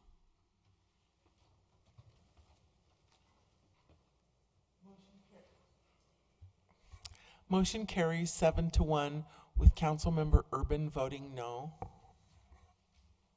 Thank you. We will move to item number 6. Ms. Davis, would you please introduce item number 6? Thank you, Mr. Mayor. Item number 6 is ordinance for first reading, a referendum of ordinance 1667, Series 2019, with respect to rezone property at 4,000 to 4066 Upham Street. At issue, a referendum petition has been found to be sufficient with respect to ordinance 1667, Series 2019, which rezone property at 4,000 4066 Upham Street. Under the charter, the council is now required to either repeal the ordinance or refer the same to the voters of the city at the next regular election or at a special election. The earliest date for such election is the November 5th, 2019 general election.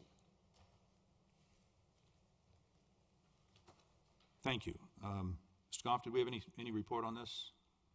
Yeah, Mr. Dahl will give a report. Thank you, Council. You see in your packet that this is identified really as two different kinds of actions, ordinance on first reading and a resolution. And so it's a council action form that covers both because, as it turns out, there is an alternative here, and you are required to pick one of these two alternatives. And that's why in the council action form I listed them both. There's no priority. That's for you to decide, but there's two different actions that you can take tonight, and you need to take one or the other of them. There's not a door number 3. So the background I think everyone's aware of, but for everyone's benefit, in May the council adopted a rezoning ordinance for some property at 4,000 Upham Street. A referendum petition as permitted by the Constitution and your charter was properly filed and on time. The city clerk certified, it is her task under the charter to review petitions, and she certified that referendum petition as sufficient. A protest was filed to the referendum petition, and you appointed a hearing officer, as the state statute allows you to do, to conduct the hearing on that protest as to the sufficiency of the referendum petition. That hearing was held not so long ago on August the 16th. A few days later, the hearing officer issued her findings and decision finding the petition to be sufficient. A copy of those findings, which are lengthy, is in your packet, and it's not my intention to go through them, but they're there for your review. So now that the petition has been finally found to be sufficient, there are no other procedures involved in finding that it is sufficient. It is a sufficient petition, and under the charter, you are required to do one of two things: either repeal the ordinance or to set a ballot question and ask the voters whether the ordinance should be repealed. The charter is specific in terms of the language that it requires you to use in part for any such questions. And the charter and under referendum refers you to the initiative subsection. The initiative subsection says the question's got to include the words for the ordinance and against the ordinance. So we use those instead of yes and no, which you often see in ballot questions, but your charter has specific language. It must be used. So for a repeal, I've prepared 2 documents for you, an ordinance that's ready for adoption on first reading to repeal 1667 and set it for second reading public hearing. So if you go that route, it's an ordinance on first reading that can just be approved on first reading. If you choose to go the setting the election route, I've provided a resolution, which is how you can set special elections here in the city on issues either by resolution or ordinance. And I've set it up as a resolution, and it has a ballot question. And you'll notice the ballot question tracks exactly the summary of Ordinance 1667 as found on the petition, with the addition of the words, go into effect with a question mark. The summary wasn't a question. I had to create a question, and you're required to style it as a question. So it's styled Shall Ordinance 1667, which does the following things, summary from the petition, go into effect. Then you have for the ordinance and against the ordinance. Case law and the statute require that to the greatest degree possible, you structure ballot questions so that yes means yes and no means no. There's always an art to that. Here, I think it's fairly straightforward. You could certainly consider adjusting language. I spent a little time thinking about other alternatives, and this appeared to me to be the most straightforward. But that's up to the level of not confusing the voters. That's up to you.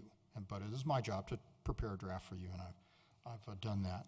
With respect to the date of election, again, if you go to the election option rather than repeal, there's a series of statutes I didn't bore you with that have X number of days before the election and Y number of days after a general election.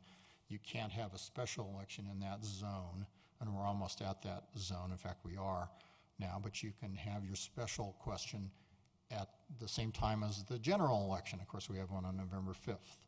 I structured the question that I wrote and the date to be November 5th, but you are also permitted to have a special election, and I've given you the election dates after November 5th, which start, I think, in December sometime, late December, and it has to be a Tuesday, and so you apply all the requirements, and there's a half dozen additional dates that would be later than November the 5th if you wanted to choose that.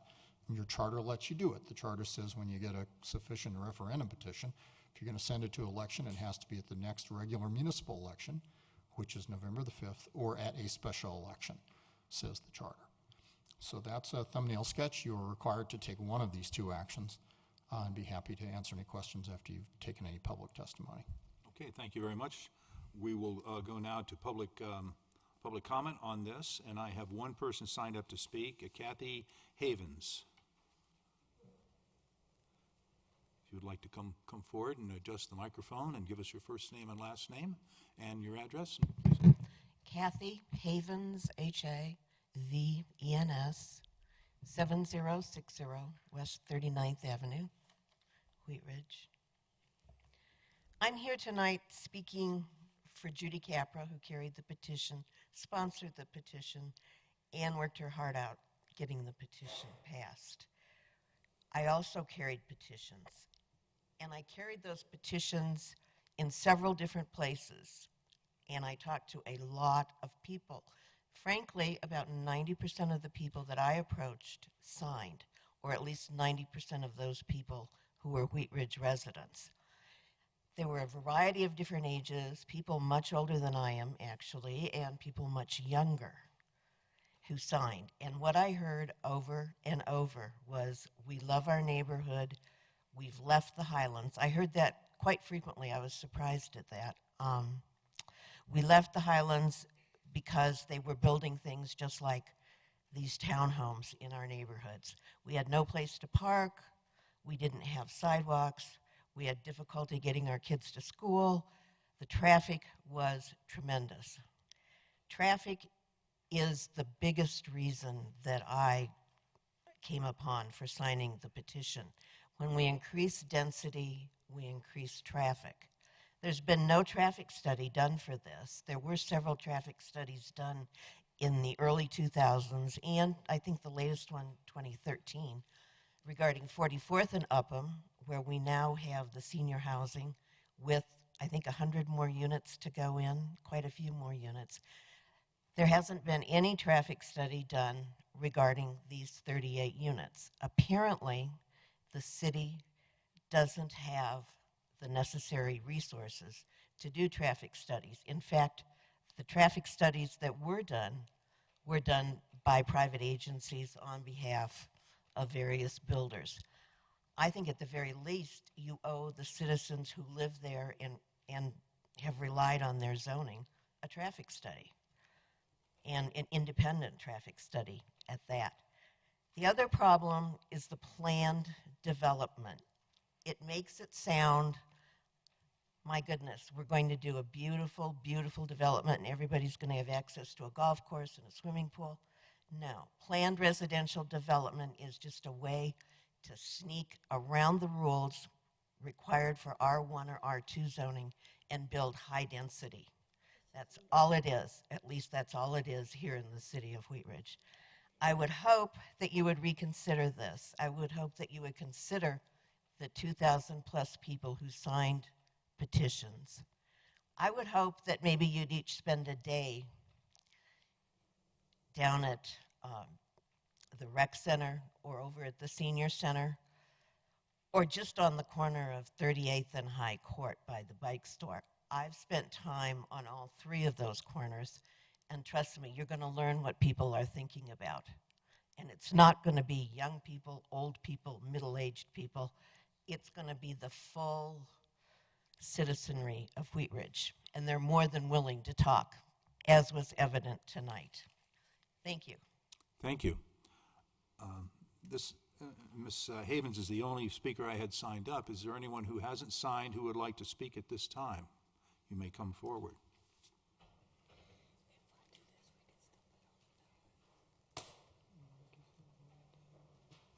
Raleigh Sorrentino, Sorrentino,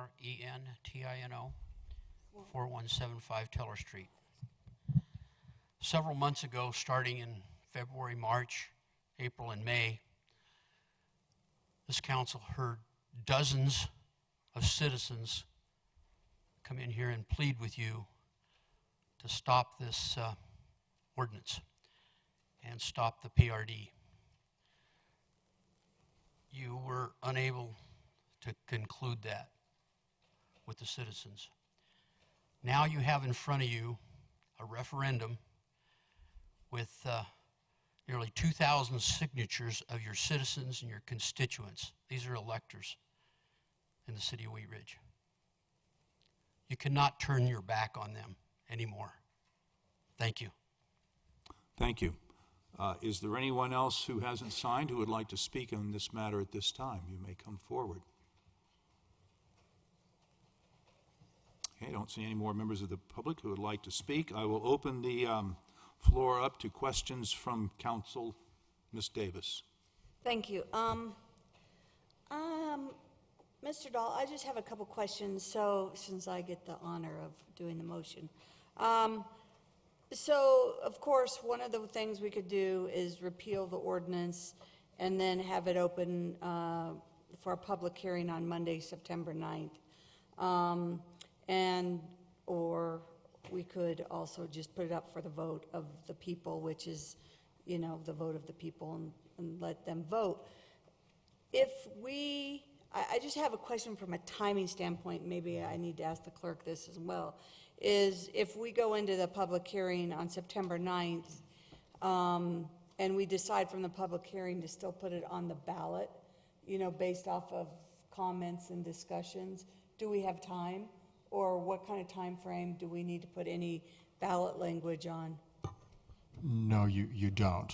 Tonight is really your last opportunity to have it on the November 5th ballot, because there is a deadline to get ballot language to the county clerk and recorder for the coordinated election ballot. If you didn't do that tonight and you chose instead on September 9th to do it, it would be clearly special election, and it would be by that time one of the later election dates that I described, December 10th at the earliest. I'd have to recalculate. Janelle and I have to get together and do it's sort of a little math computational thing you do. But tonight's meeting is the last opportunity you would have to get it on the November 5th ballot if you wanted to. Additional questions on this item? Mr. Keeter? Just because we've had a bunch of permutations through all this, is this just a majority vote of council? Yes, that's correct. This is not the reason, it's not a rezoning, it's an action that you take. Thank you. Mr. Matthews? Thank you, Mr. Mayor. Procedurally wise, I'm still a little bit trying to puzzle through this myself. For one thing, if we do this as a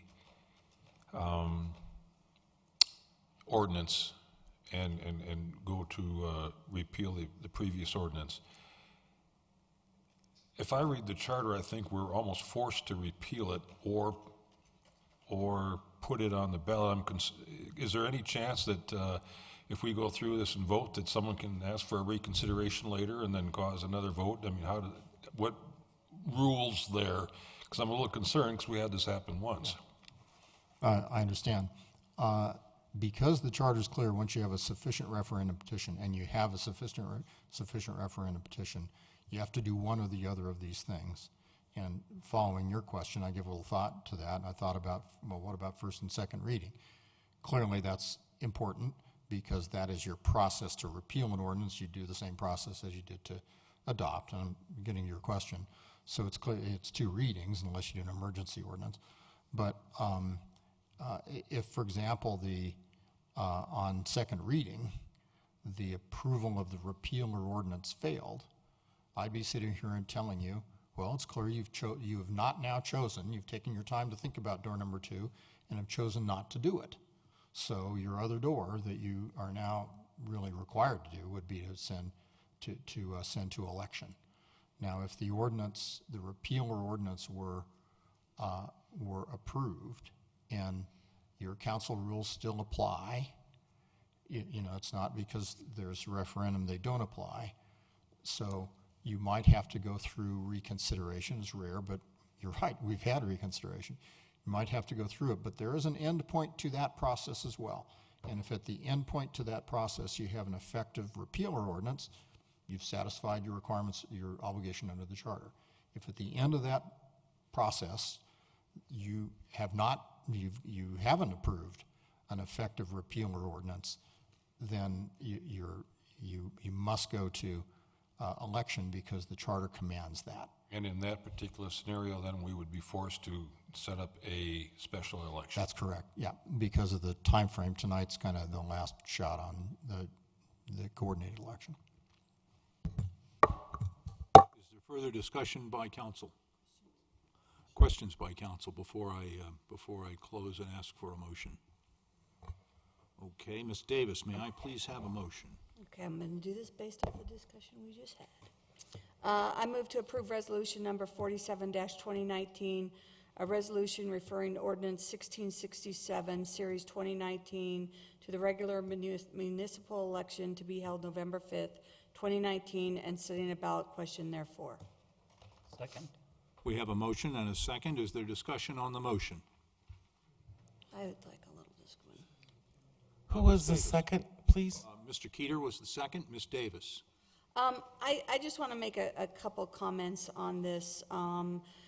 You know, it's, you know, from a timing perspective, I think, you know, Mr. Matthews made a good point as far as if we'd have to go into a special election, if things were to change, if we did have it under a public comment and the flow was going differently.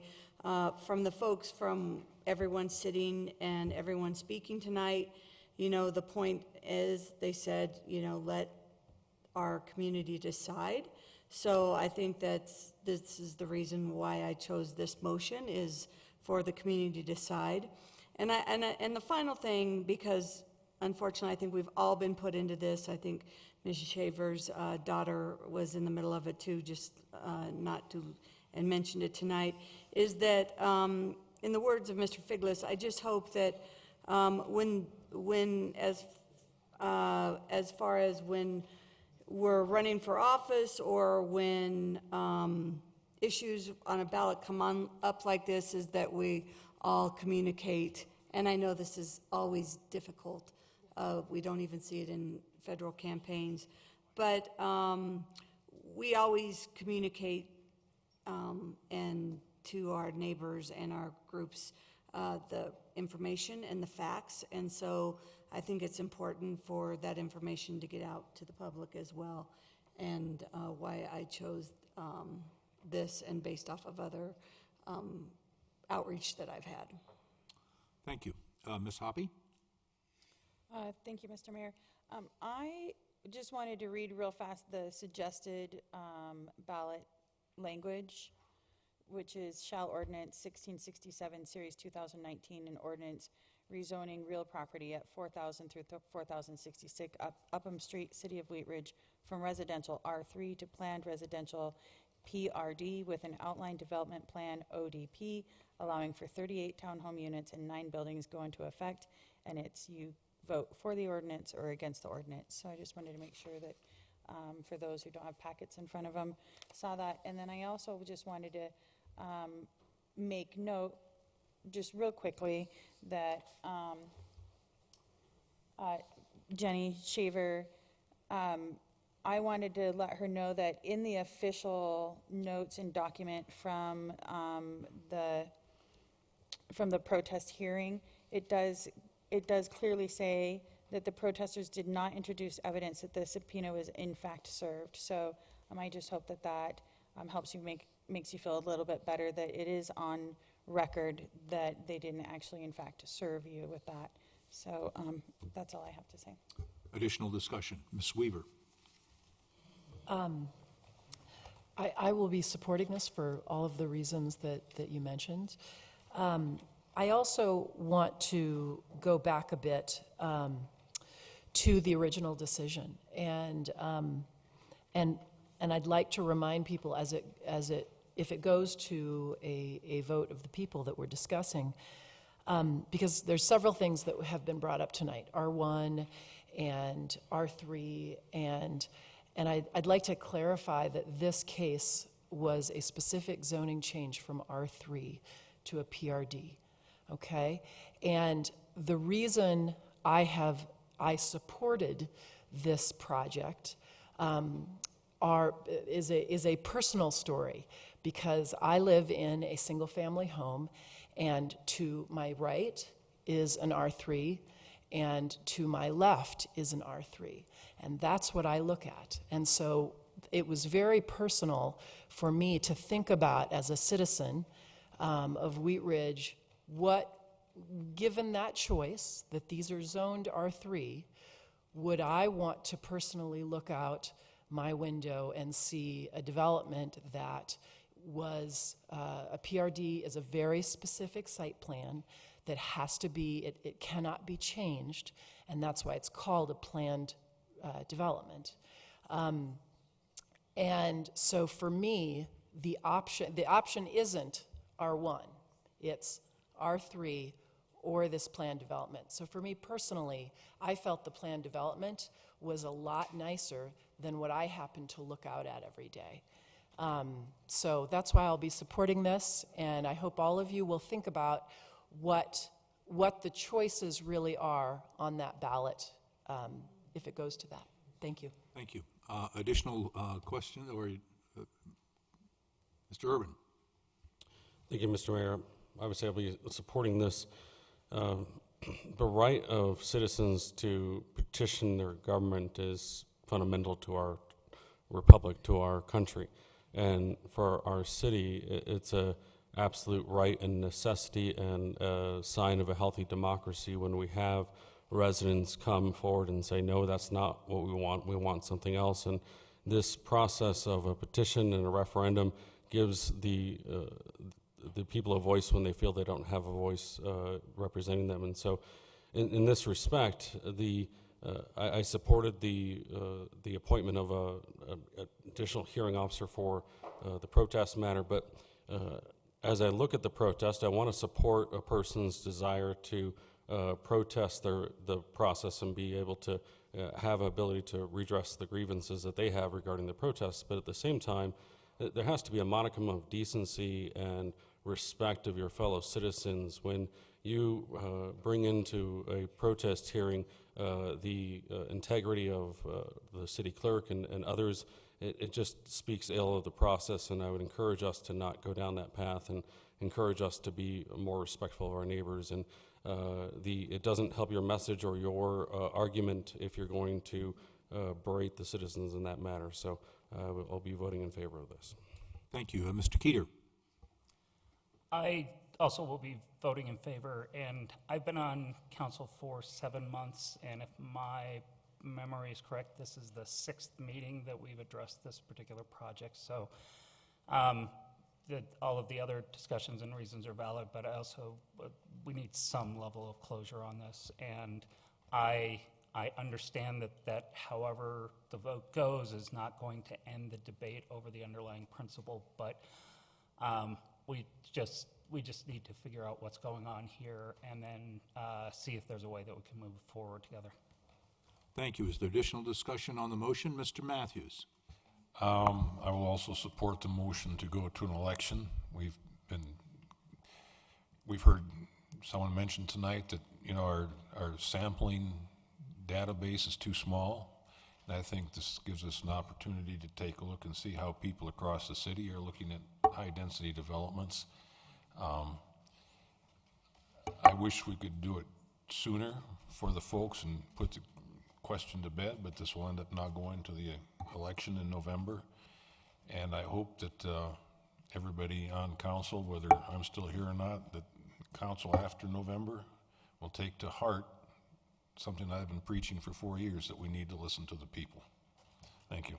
Thank you. Is there additional discussion on the motion? Ms. Hoppe. I would just like to make note that just because I disagree with some votes that Councilmember Matthews has does not mean that I do not listen to the citizens, and impugning those motives on council on a regular basis is inappropriate. Thank you. Is there any more discussion on the motion? Seeing none, will the clerk please poll the council? Motion carries 8-0. Thank you. That concludes the business portion of our meeting. We will now go to city managers' matters. Mr. Goff. I'll probably steal the thunder. I'll leave it for Janice. Do you want to talk about Hobby Lobby? You can talk about Hobby Lobby, right? Just a quick update on the Rocky Mountain Bottle Company noise mitigation issue. Rocky Mountain did send a letter out, as I requested, to the surrounding neighborhood to at least start a communication with them that, yes, there's a problem and they're working on it. I just found out today that their Rocky Mountain Bottle should receive a proposal this Thursday from Prax Air. That's the company that installed the equipment in question that's making the noise. And they should submit a proposal by Thursday that talks about potential solutions in a time frame to hopefully mitigate some of that noise. So we'll continue to keep the citizens updated as we hear more information. Thank you very much. City Attorney's matters, Mr. Dahl. Nothing tonight, thank you. Thank you. Elected officials matters. We'll start with our clerk, Ms. Shaver. Yes, I just want to say the deadline has passed now for folks who wanted to run for office. We will have a race in all the districts, and of course that ballot issue now. And I want to tell the candidates we've had to change the date for the lot drawing it's going to be September 4th. And I really apologize. It has to do with room availability and some other things, but so it's going to be on September 4th. And then also I wanted to, an issue came up late this afternoon about the clerk's website and what information is available about what candidates and so on. And I just wanted to tell you that when people were starting to turn in their petitions, we had the hearing the 16th, and that was Robin and I were in this room from 10 a.m. until after 6 o'clock at night. Then the weekend happened, and then Robin had scheduled vacation for 3 days, so he couldn't do anything on the website. Then he was back one day and had a lot of catch-up work to do, which didn't include updating the website with new petition information and who had filed and all of that. And then on Friday, he was at a training class up in Thornton all day. So now today's Monday, and it's been kind of a firestorm of people coming in with their petitions and so on, and a few other issues that have cropped up today regarding that. And so the website isn't updated yet, but we'll get to it as soon as we can. We're just really trying to get everything done. There's a lot, and it's nothing intentional. It's just there's only so much time and so many people. So we'll do that as soon as we can. You're doing the best you can. That's the best we should expect. Ms. Davis? I just have a quick question. I mean, I think everyone in their day-to-day jobs work and multitasking. Is there other folks that can post on the website to support? I mean, I we think could give that to Sarah. Yeah, we could. Except I just think it's. She's not on our floor, and it's hard to get. I guess we could try harder to get to her. She could do it. And Patrick, is there another fellow? Not that does website that's down there. Yeah, we have numerous folks that you just need to let us know. We can help you out. Okay, good. Maybe we'll do that. Take you up on that. Thank you. Mr. Matthews? Thank you, Mr. Mayor. I did attend the hearing on the petition, and as the only retired guy kind of here on the council, I thought it was A, germane for me to do it from that standpoint, to represent council and the people, and B, it was an education process.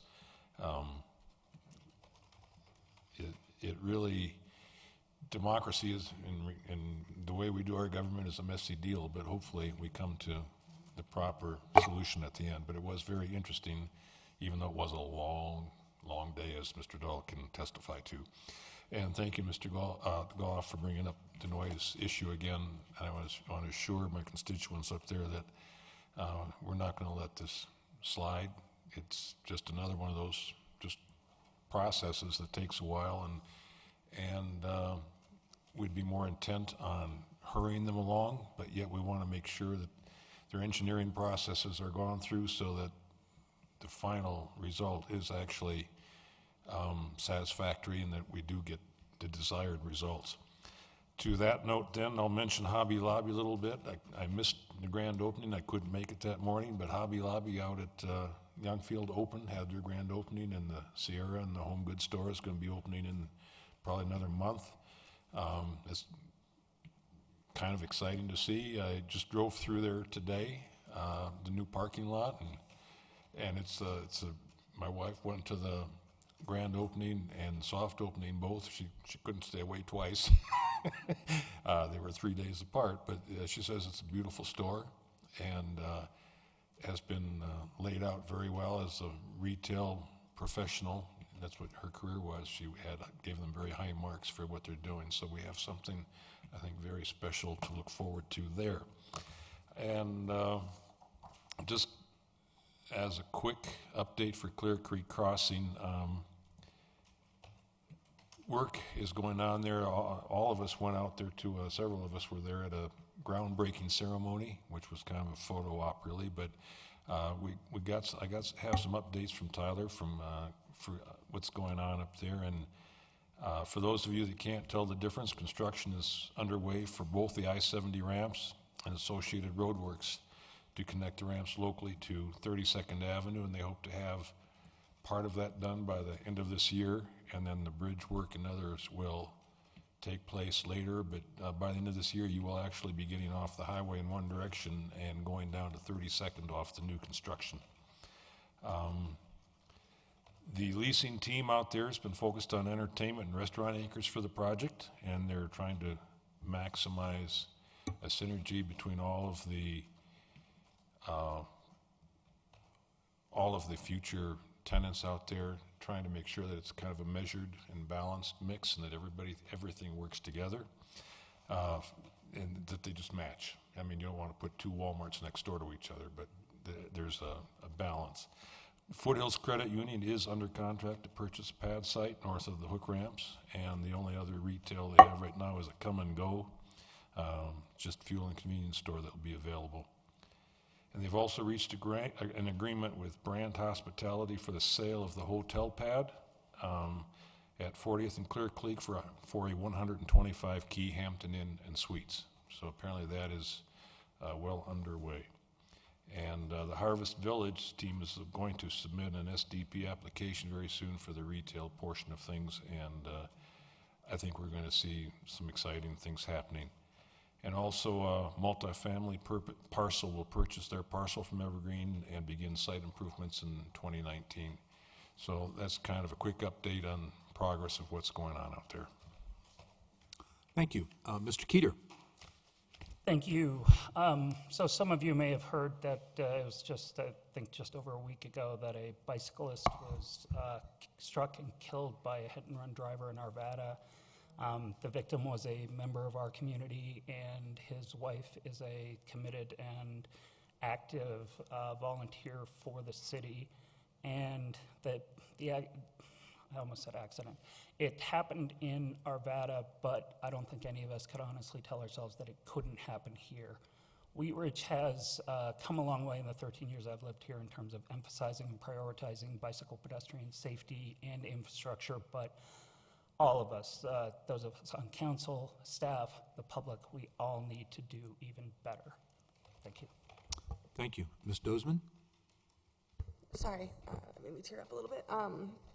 Thank you for bringing that to our attention, but I was able to attend the ribbon cutting for Hobby Lobby this morning, and it is a beautiful store, and we are going to be seeing the rest of the retail open, and Sierra Trading Goods should be open within a week of Sunday, and then Ulta and Home Goods should be opening sometime in early October. So I just want to welcome them to our community. It's bringing additional tax revenue to our community as well as employment. So this, I think, is a really good thing for Wheat Ridge, and I'm excited to see some of the retail spaces that are going to be coming in. So thank you. Thank you. Mr. Urban? Thank you, Mr. Mayor. I just wanted to recognize that August 31st is International Overdose Awareness Day, and this day aims to raise awareness of overdose and reduce the stigma of drug-related death. It also acknowledges the grief felt by families and friends remembering those who have died who have a permanent injury as a result of drug overdose. International Overdose Awareness Day spreads the message that the tragedy of overdose death is preventable. Thousands of people die each year from drug overdose. They come from all walks of life. Do you recognize the signs and symptoms of overdose?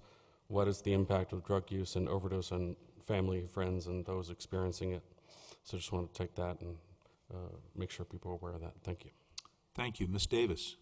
I just mirror everything that folks said regarding our new developments and also the loss of a community member. I also would encourage folks, I will say in our neighborhood, Melrose Manor had their 13th annual block party, and we had probably about 90 folks there, and West Metro showed up, and it was a great event, and I would encourage folks in their neighborhoods to create the block parties and those get-togethers amongst your neighborhood. They're always a big hit and a good way to get to know your neighbors. Thank you. Ms. Weaver? Thank you, Mr. Mayor. I would just like to thank everyone who got up tonight and said how they feel, and also the comments around civility, and this is the democratic process. There's been a lot of comments around listening and who's listening and what are they listening to, and I would just like to reassure everyone, and especially those people in District 3, I want to thank everybody for coming from District 3 to talk tonight, that we are listening. I can tell you personally, in District 3, George and I read every email. We try and call people back. We try, if need be, meet individually. We are listening. And I also want to say that while we're listening to people who email us and come to meetings, we're also listening to other people that have other opinions that live in all sorts of the districts, right? R1, R2, R3, and our business community as well. So I just want to remind everybody that we are working very hard and to always listen, and I really, really appreciate people coming out tonight. This is the process that actually, it's hard and it's messy, as has been talked about, but it actually makes me feel really good, and I get excited when I say the Pledge of Allegiance and we do this together. It's pretty cool. So thank you, everybody, and keep coming. Thank you, Mr. Pond.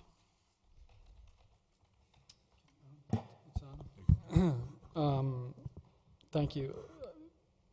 I'm not going to repeat everything that Councilmember Weaver stated. I agree with it. I will repeat just one thing, and that's thank you to everyone who showed up.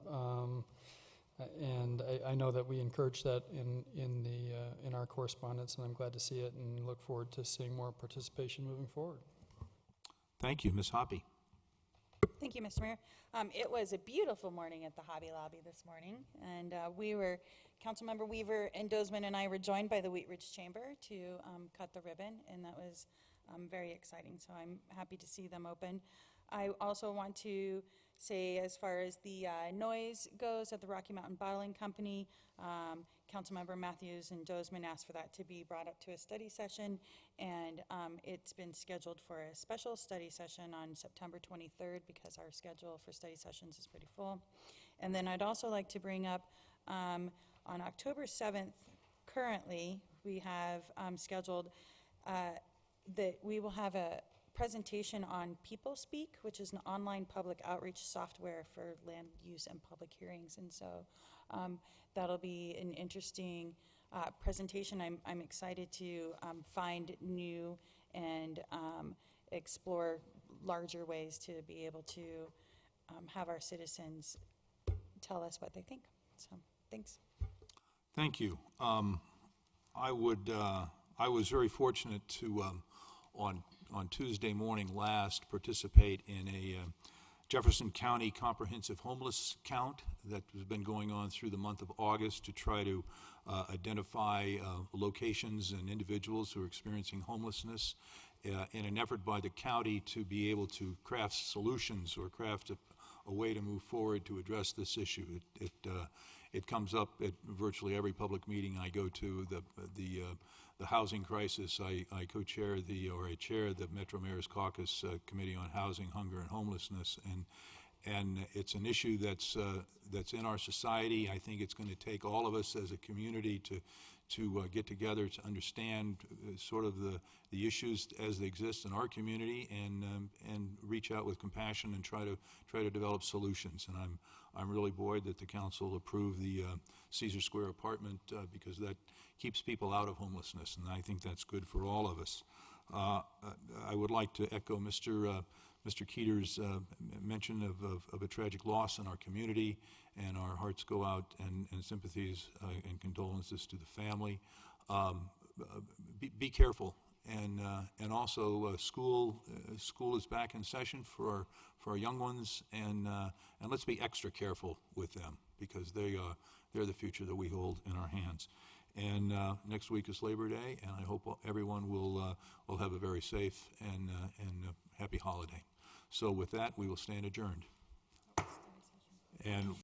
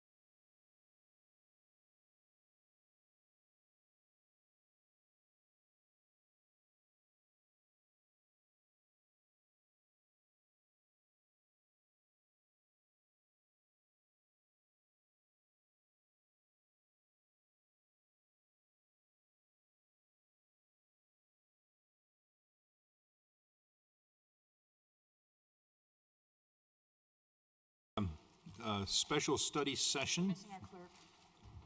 Oh, well, okay, I'll wait a moment here when we get, till we get our clerk back in.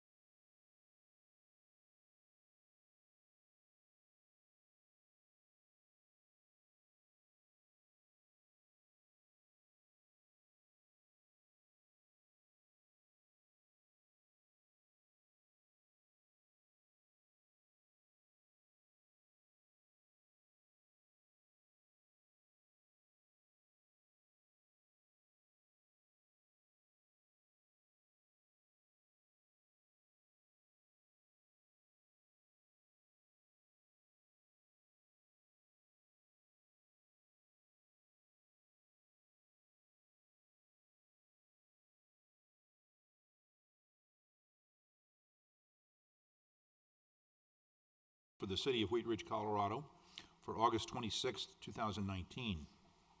I would like to start with citizen comment on any agenda item. Do we have a sign-up sheet, Mr. Goff?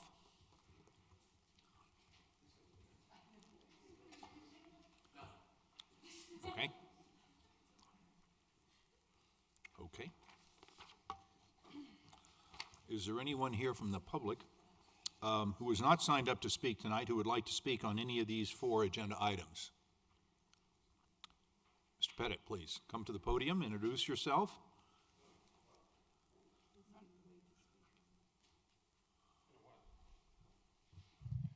Good evening, David Pettit, P-E-T-T-I-T, 5720 West Asbury Place, Lakewood, Colorado. I am here tonight with the other board members of the Wheat Ridge Carnation Festival with our annual ask for $100,000 this year. I'm here to answer any questions. Our last festival, the 50th anniversary festival for Wheat Ridge, was the best year yet we've ever had. I feel we put on an amazing event for the city of Wheat Ridge and the residents. Overwhelming number of people. For the first time ever since I've been involved, we actually ran out of beer.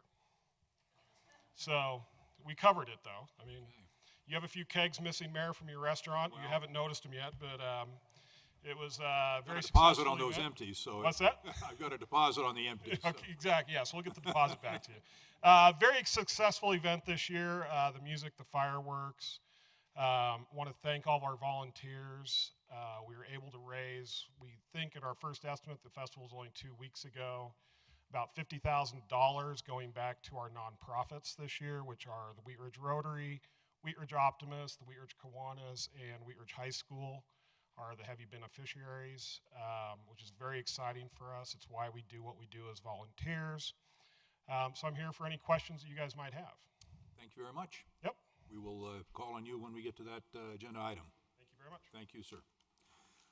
With the council's permission, we will move agenda item number 1 down to the bottom of the agenda if there's no objections to that. And we will start then with item number 2, the Carnation Festival 2020 budget request. Mr. Goff, do you have presentations on these? And I know we have the agency.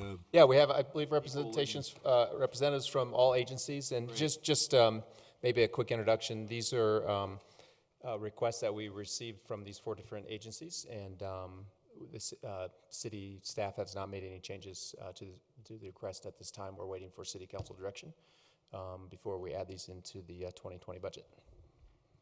Okay. Are there, then I guess we'll throw it open to yeah, we could do that, or open to questions. Is Carnation Festival, do you guys want to make a presentation?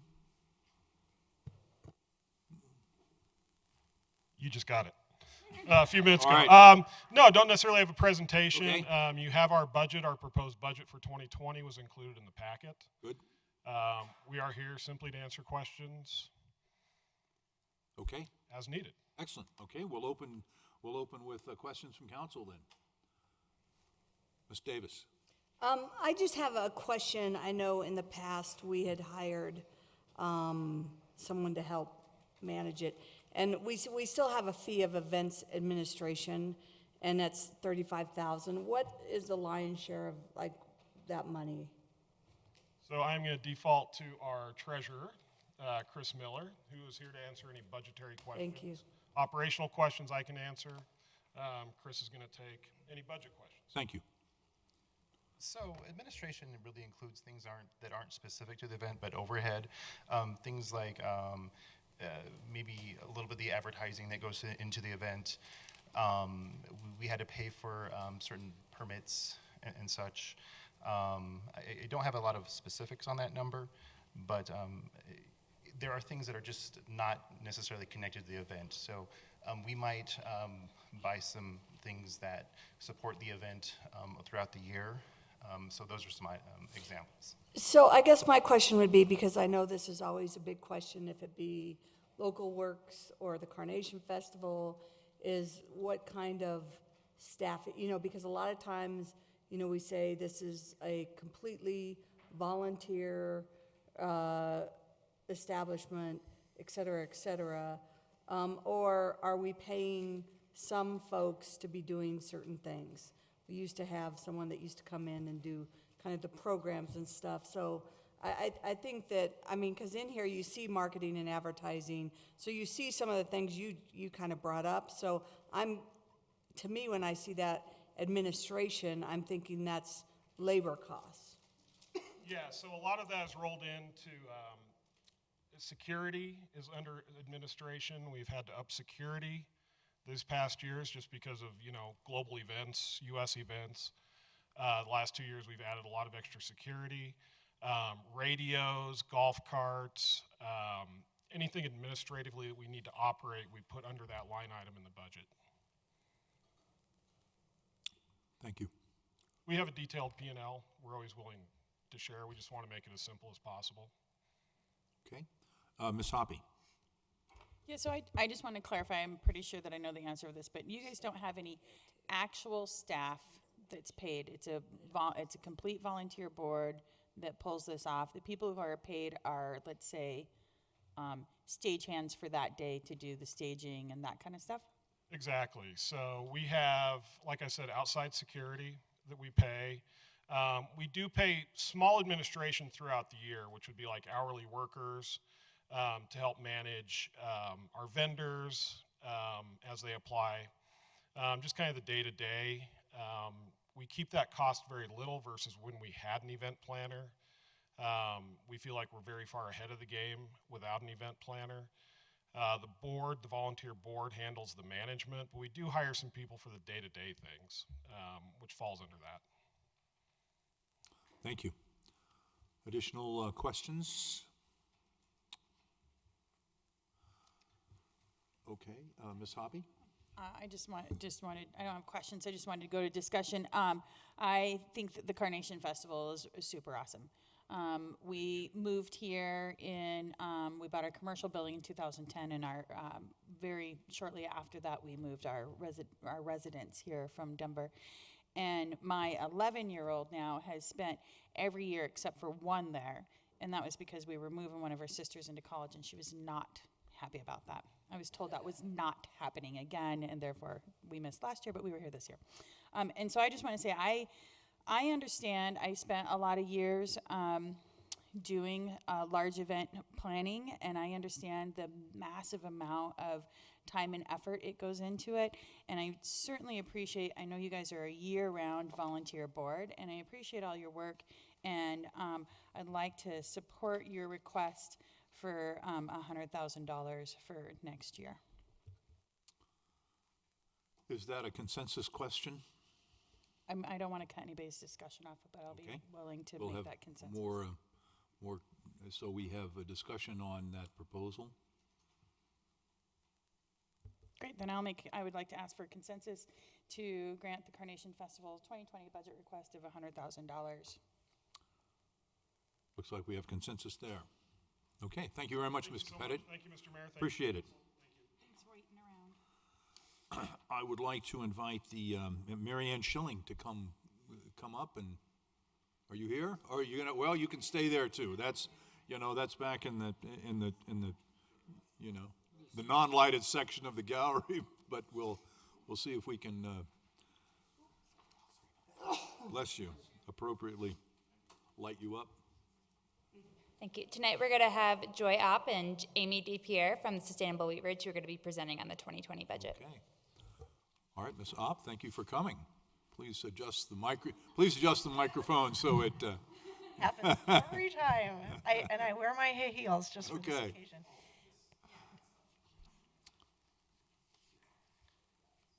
All right. There we are. Thank you, Council and Mayor Starker. My name is Joy Opp, co-chair of Sustainable Wheat Ridge. On behalf of Sustainable Wheat Ridge, we appreciate your time and your commitment to a livable and sustainable community. Over the next few minutes, my co-chair Amy and I will review our accomplishments to date, provide an update on what is still to come this year, and review the initiatives we recommend for 2020. At the end, we will submit a 2020 budget request. Yee, this thing's fast. In January, we onboarded a few new members to the committee and began the process of outlining our goals for the year. We moved from a drafting phase to implementation in early spring. A quick welcome to our 6 new members who are dedicating their valuable time to this important work. And as in the past, the committee is made up of professionals from NREL, the EPA, engineers, experts in digital communication, etc. In order to advance our messaging and become more easily identifiable, we are grateful for the design expertise of a city-coordinated graphic expert who created logos for each of our topic areas. We branded each of our focus areas with these logos, each of which represent the topic areas that were determined by City Council. So when you see this logo, you know that the messaging pertains to that subject. This spring, the committee was asked to participate in a local sustainability panel hosted by Edgewater as they began their process of starting their own action plan. We participated along with Jeffco and Lakewood and were thrilled to offer our experience in building the plan for Wheat Ridge. As part of the 50-year anniversary for the city, the committee coordinated and paid for a tree which is growing on the northwest side of the rec center just east of the soccer field. Next month, we will be recognizing local green businesses that have shown sustainable practices, such as enhancing energy efficiency and sustainable procurement. The application period is still open until August 30th. We look forward to recognizing these businesses at the September 24th Business Awards. And finally, we are honored and excited that we were awarded a grant from Charge Ahead Colorado to install the first charging station at a municipal location in Wheat Ridge. Hold your applause, please. All right. This charging station will be located at the Wheat Ridge Rec Center and will be available for staff and visitors to use while spending time at the center. Early in the year, we began the implementation of the Excel Home Energy Squad audits. These audits have been subsidized by the committee to provide a 50% discount for all Wheat Ridge residents. In case you haven't had your own energy audit, Excel will come to your home, replace all of your bulbs with LEDs, install a low-flow shower head, repair damaged weather stripping, and test for leaks.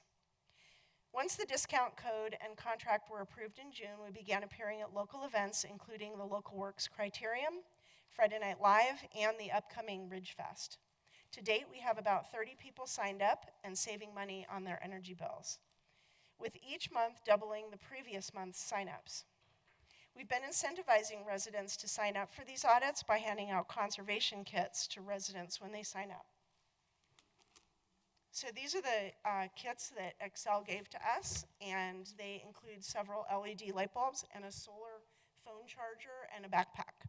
So these are worth a lot of money. We're handing these out as people sign up for information on the energy audit. Excel's Partner in Energy program has been a great success, and at the request of council last year, we allocated $7,500 toward this program that directly benefits Wheat Ridge residents. This is real quick a testimonial. I personally had an energy audit at my house and I loved it. I'm just going to go ahead and read this one. I had my Excel audit today. Wow, what a fantastic program. For $75, I got 2 new shower heads, 29 new LED light bulbs, a new thermostat, a door with weather stripping, and a new faucet aerator. I also got excellent advice on how to prioritize my next steps in making my house more efficient. The young man who did my audit was fantastic. Thank you, I'm so pleased. We're very proud of this program. The remainder of the year has some great projects upcoming. The committee is overseeing a bike, walk, ride audit of the city in coordination with ADATS. The committee will oversee a rain barrel rebate program for interested residents. We're coordinating a quarterly community meeting around sustainability practices. In October, we're supporting a Clear Creek Cleanup Day put on by the River Network. The September Business Awards will include the first sustainable business recognition. And the committee intends to apply for another Charge Ahead Colorado grant with a potential location for installation here at City Hall. So at this time, I'm going to hand it over to Amy for the remainder of the presentation. Hello, Council, Mayor Starker, everyone. My name is Amy DiPierre, and thank you, Joy, for sharing our accomplishments this past year and what we're planned for the rest of it. During my time today, I'm going to provide you with an overview of the programming we're recommending for next year, 2020. And I'll briefly touch on, each of the bulleted items. It is fast. On this page here. And each one represents kind of a specific program that the committee would like to implement.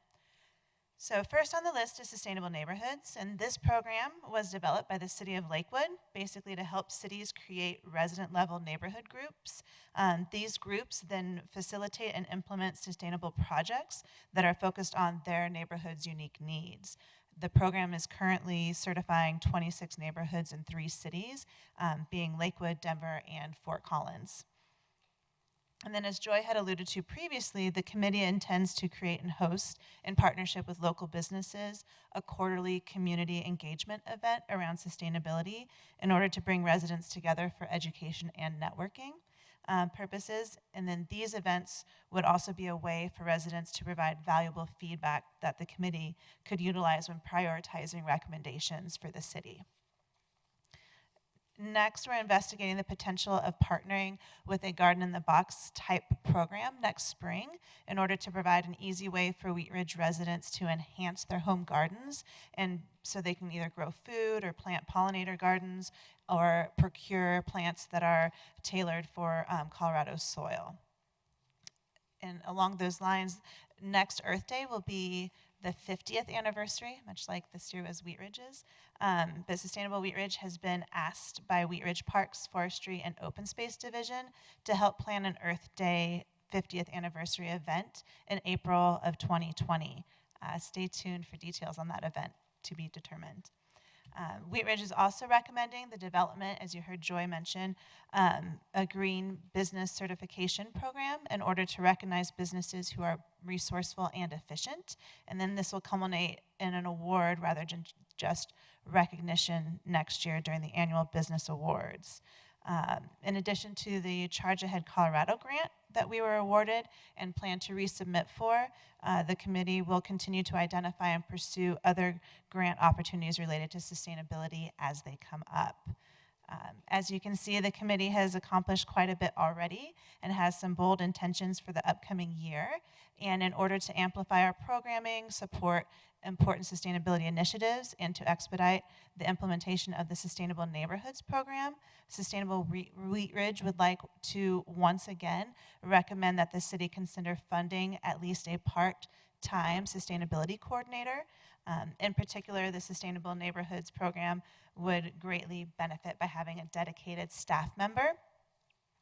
One note, though, because we're realists as well, is that while working with a sustainability coordinator would be ideal, sooner rather than later, this program could be marginally implemented without one by leaning on our current staff resources and volunteers.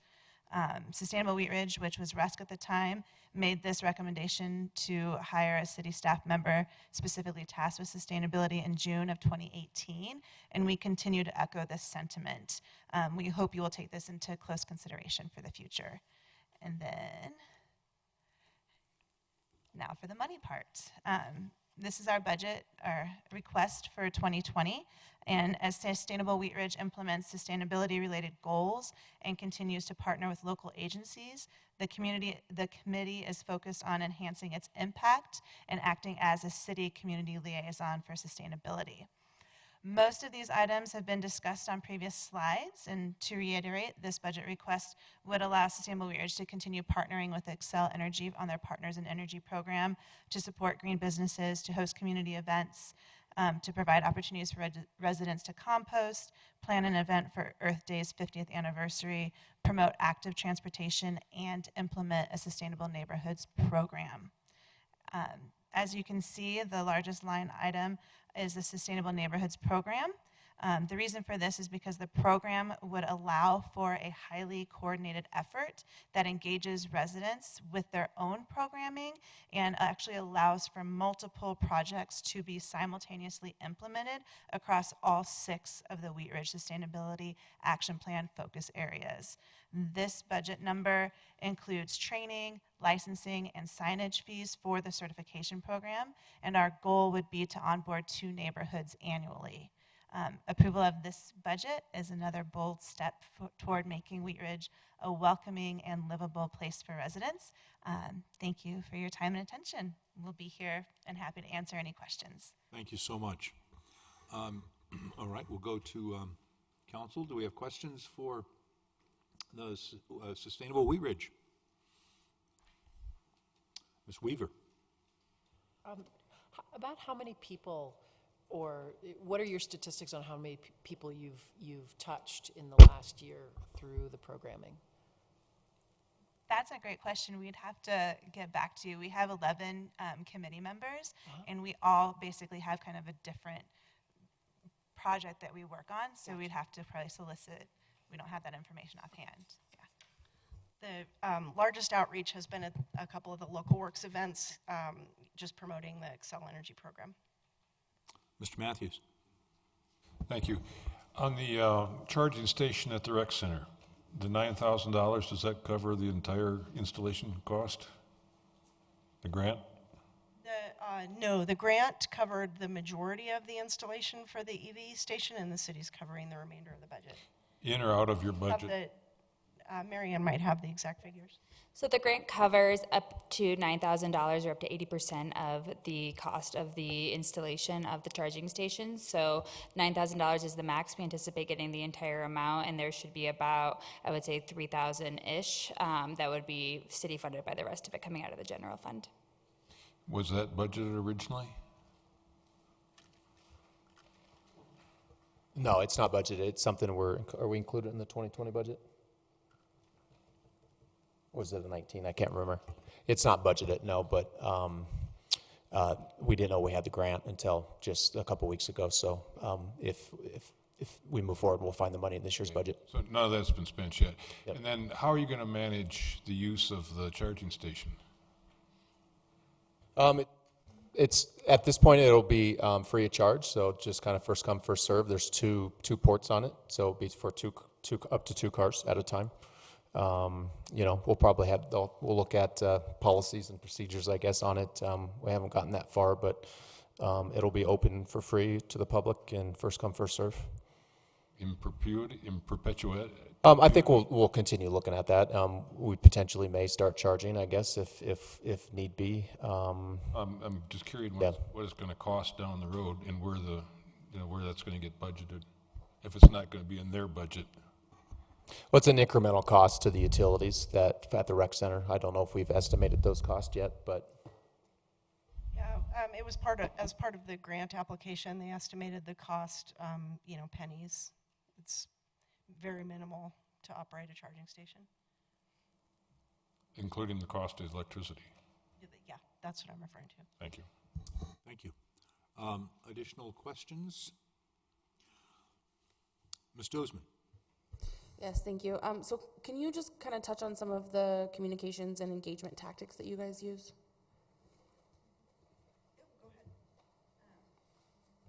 Well, you've probably seen us in the Connections newsletter, and we've been working with Sarah Spalding on getting messaging out via social media as well by providing her information to post. You've probably seen the Green Business Award being promoted that way as well. Mayor Matters, we provide some things for that as well. And we are interacting with the community at events quite a bit.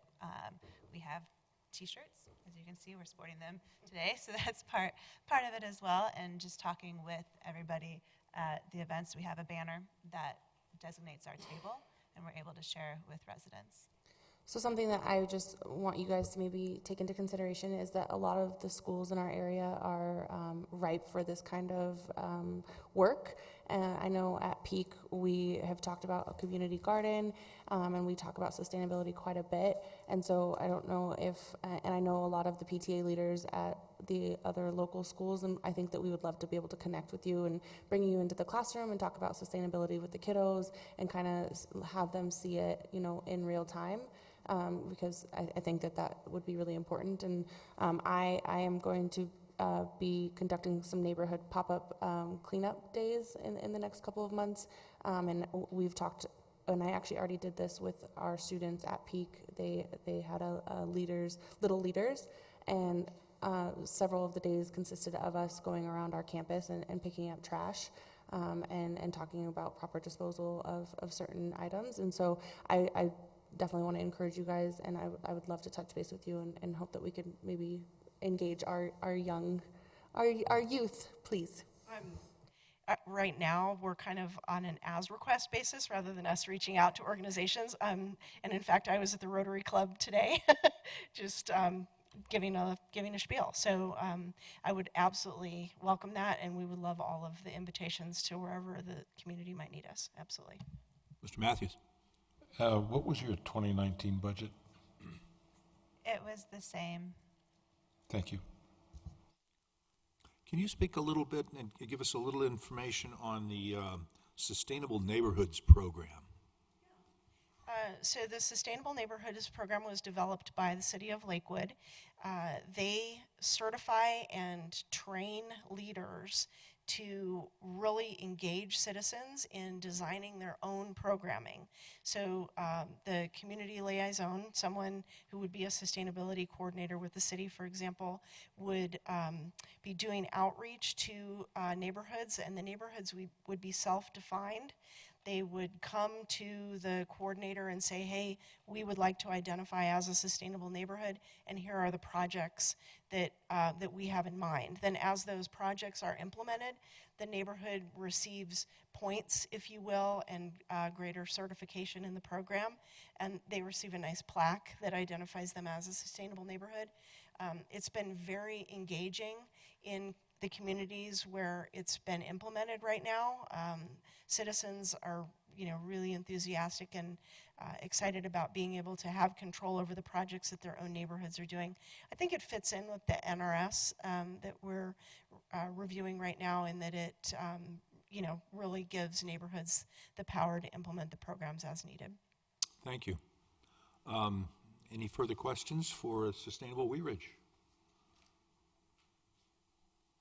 Do you want to make a consensus? Okay. Yeah, thanks a lot for you guys for all the work that you do, and I know that you have 11 people on your committee, and you guys spend a lot of volunteer time trying to get this stuff to work. And so I would like to ask for a consensus to add $25,500 to the 2020 budget for the sustainable Wheat Ridge. Okay, we have consensus. Thank you. Thank you very much. Thank you for a great presentation. Appreciate it, and the work that you do.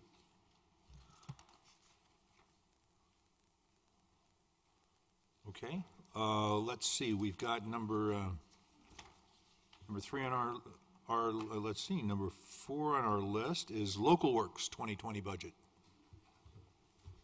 All right. Now, how do I work this thing? It's on the desktop. Oh, it's on there? Oh. Okay, let's,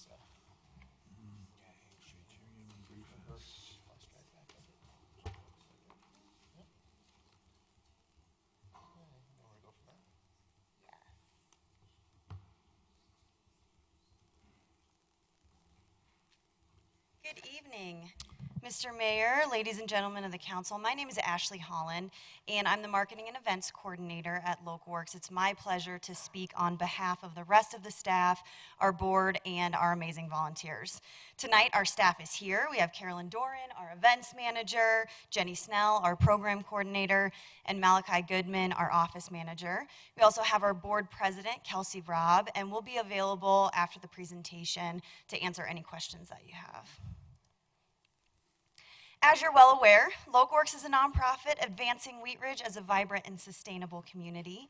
In partnership with the City of Wheat Ridge, we offer programming that connects the community, attracts new and prospective residents, business owners, and visitors, and celebrates the unique charm of Wheat Ridge, all with the intention of promoting a healthy economy as well as ensuring the overall health and vitality of its citizens and community.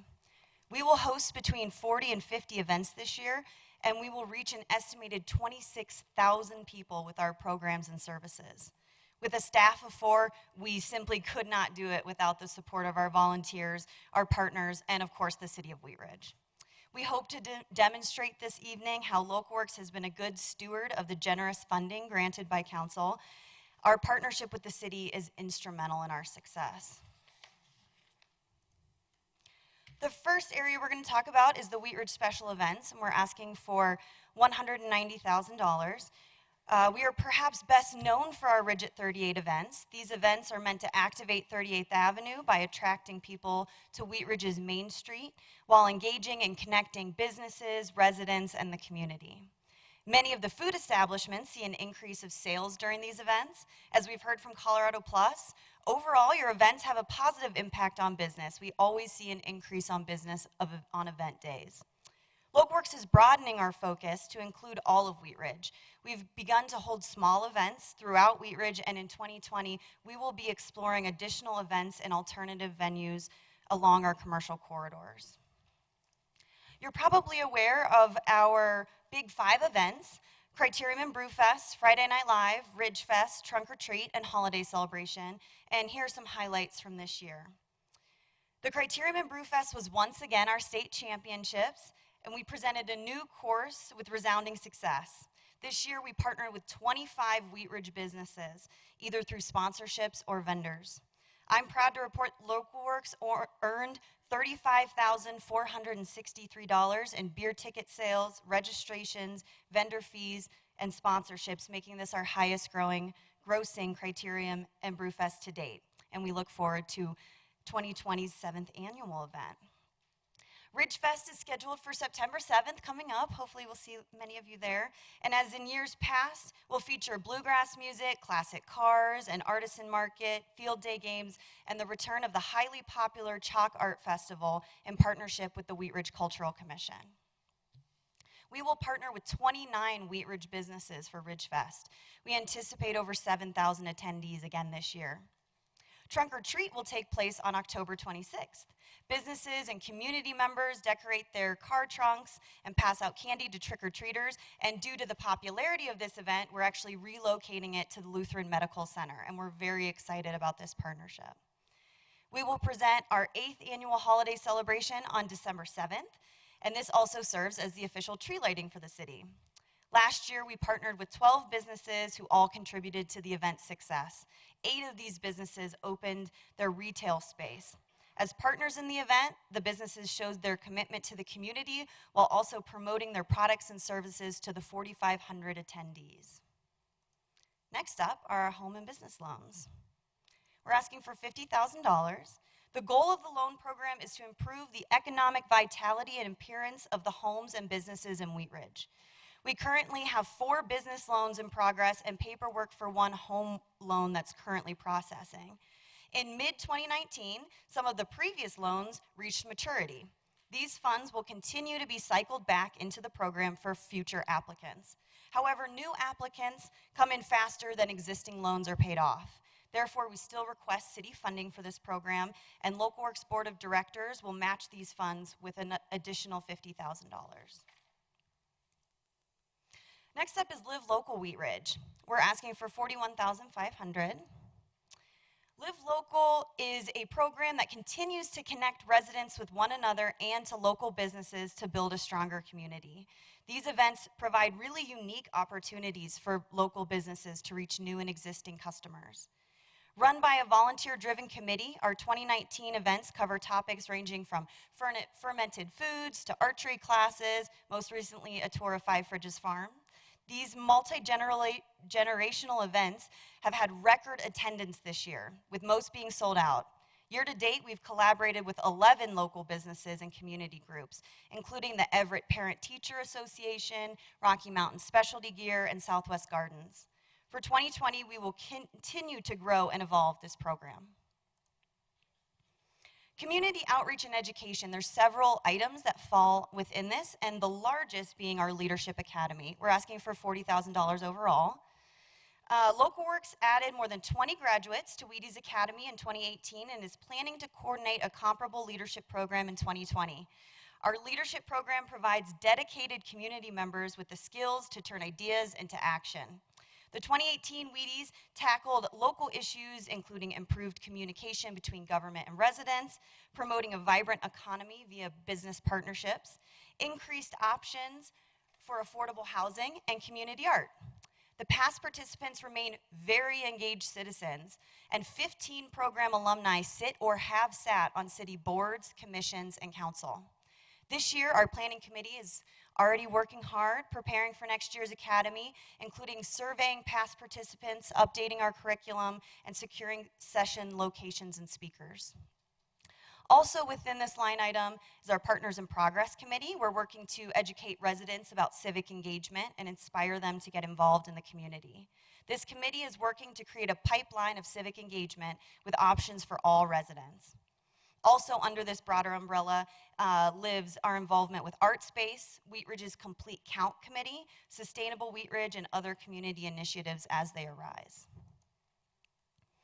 Next, we have our community marketing and positioning tours. We're asking for $22,500.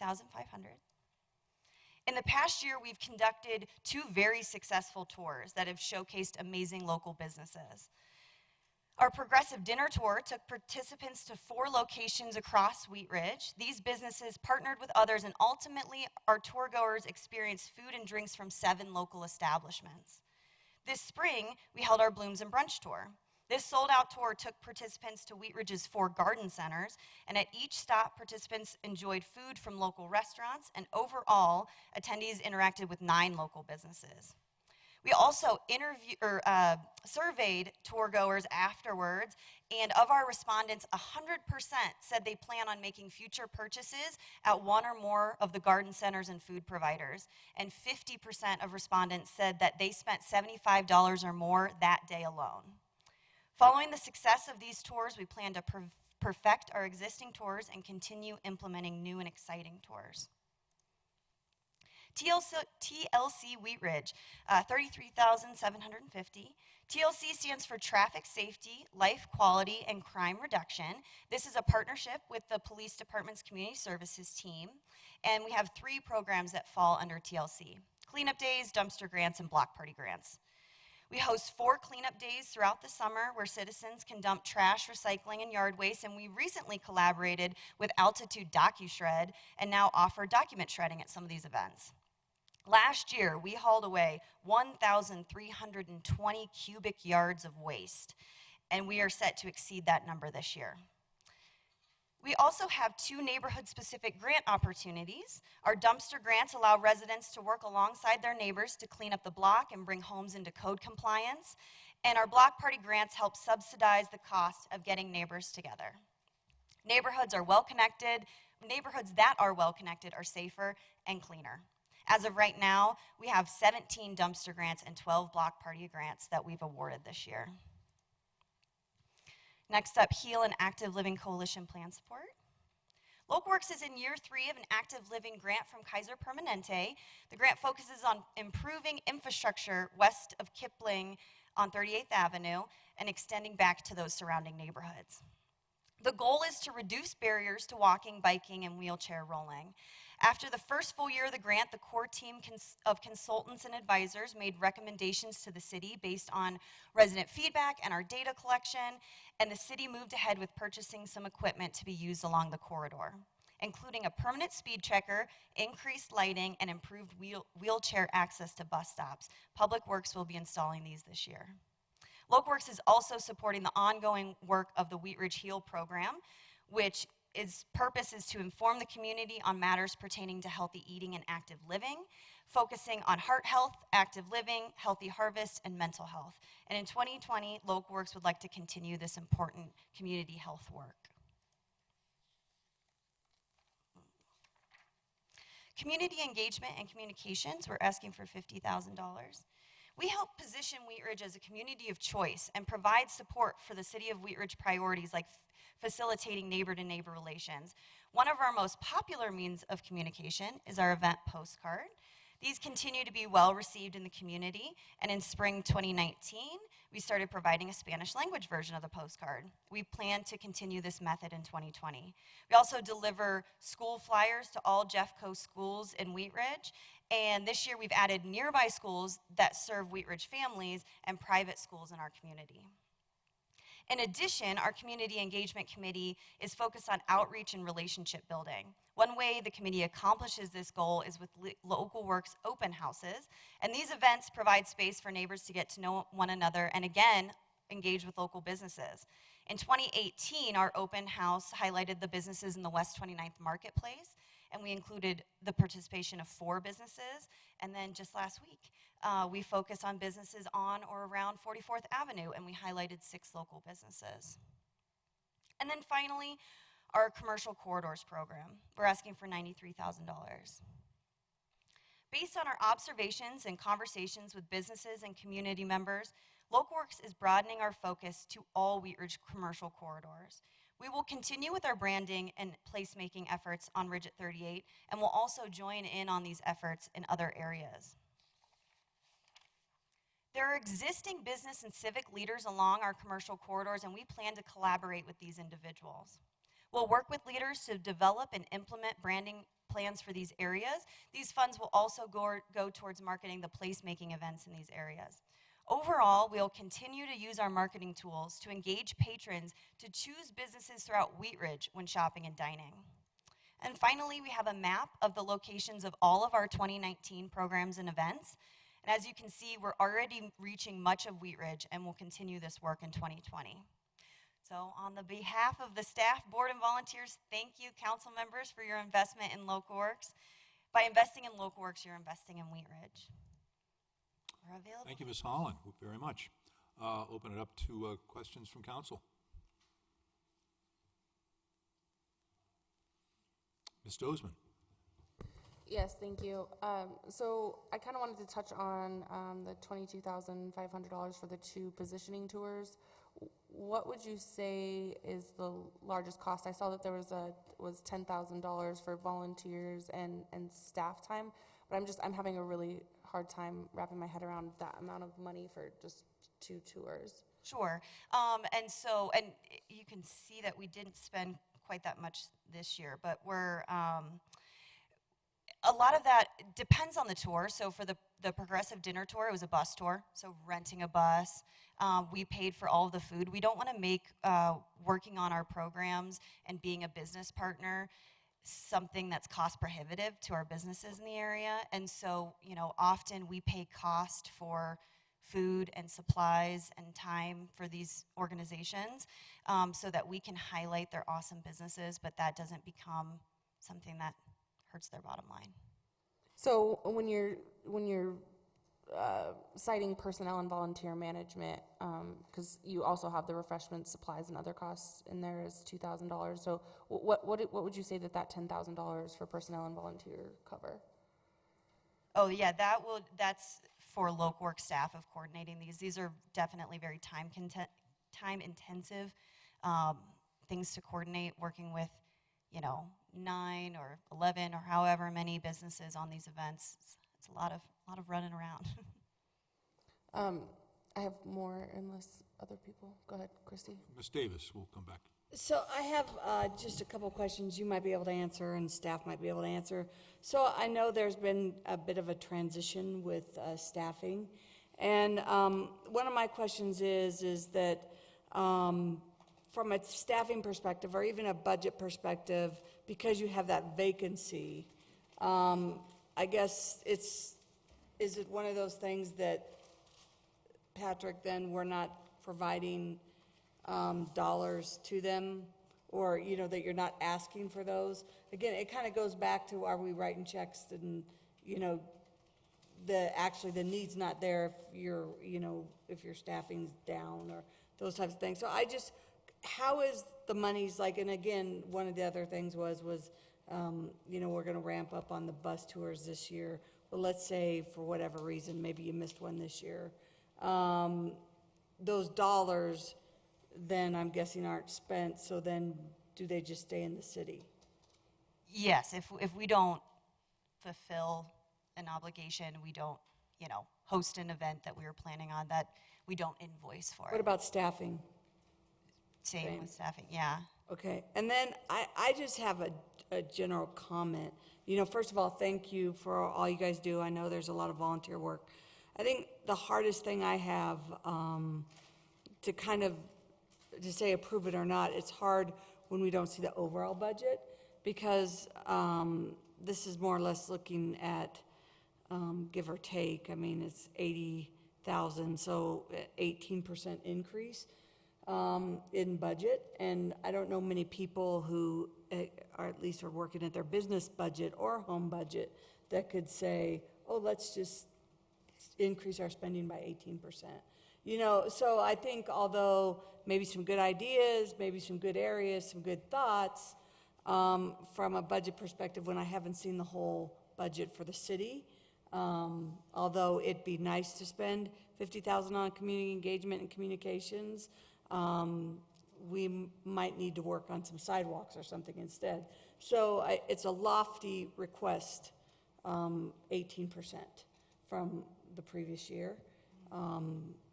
Not to discount the work, but I think that it's hard to kind of approve it without knowing what other things we might have to take away for these requests. Thank you. Thank you. I'm Carolyn Doran. I'm the event manager at Local Works, and I want to explain a little bit about the 18%. We went through each of these items, and they're not all 18%. I know the special event is 18%, and that was based on about I think we said about a $30,000 increase. 10,000 of that is general event cost increases. For example, our staging's gone up, everything's gone up. The 20,000 would be, as we're looking at expanding, doing events in other corridors, we'd like to be able to present other events like films on 44th and different parks and that kind of thing. If we don't do that, we would not invoice the city for that. But that's not in your 190 special events, because I did look there, because I know she mentioned, and we're going to look at other corridors, but there was nothing of growth in other corridors, 15,000 or something. So that 190 you have in special events is just business as usual.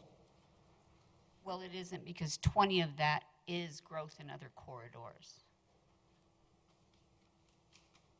Yeah, we don't have it split out in between our normal events and new added events. That's just, the 190 is for all of it. But as Carolyn Right, but you kind of broke it out, Criterion, Friday Night Live, Ridge Fest. So it's not like, 15,000 more to come. So a lot of it is broken down by each event to equal 190. Oh, yeah, I see what Do you're you saying. see what I'm saying? So it's not saying, oh, we're going to do films on 44th or something like that. That 190 isn't even including that potential growth. Yeah, I see what you're saying. And that is, though, how we were seeing that, is that 20,000 would be growth in other corridors. That's not how it's written down here. Additional questions? Mr. Urban? Thank you, Mr. Mayor. There was an indication that there would be some working with Sustainable Wheat Ridge and other efforts to do communication. Can you explain what that nexus would be and what that connection would be with Sustainable Wheat Ridge? Sure. So Sustainable Wheat Ridge, I don't know off the top of, I know this year we worked with them a lot. I serve on the Partners in Energy Committee, working with the businesses, so we've incorporated them in several events. We had a Rigid 38 community meeting recently. And so that, and those are kind of smaller things within that line item, but that would include my work on committees. I'm also on the Complete Count Committee for Wheat Ridge, and then, just a little bit of room for whatever else comes up next year. We don't know yet. Yeah, thank you. And I would just caution us here, because as we look at these different requests, we have some engagement and community outreach within the Sustainable Wheat Ridge budget. We have engagement and community outreach within the Local Works budget. We have engagement and community outreach proposed for the NRS strategy. So we have what seems to be a legion of community engagement. And so I just want to make sure that we are coordinating these. So when residents get a knock on their door, they say, "Hi, I'm from the city of Wheat Ridge." Well, they just left.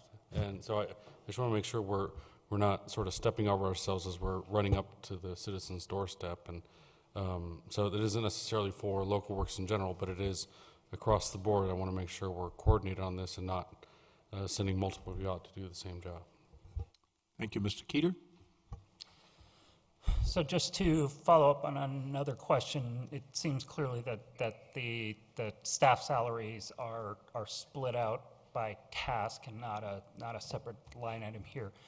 Does this budget request include for the new executive director? It does. Okay, I thought so. Thank you.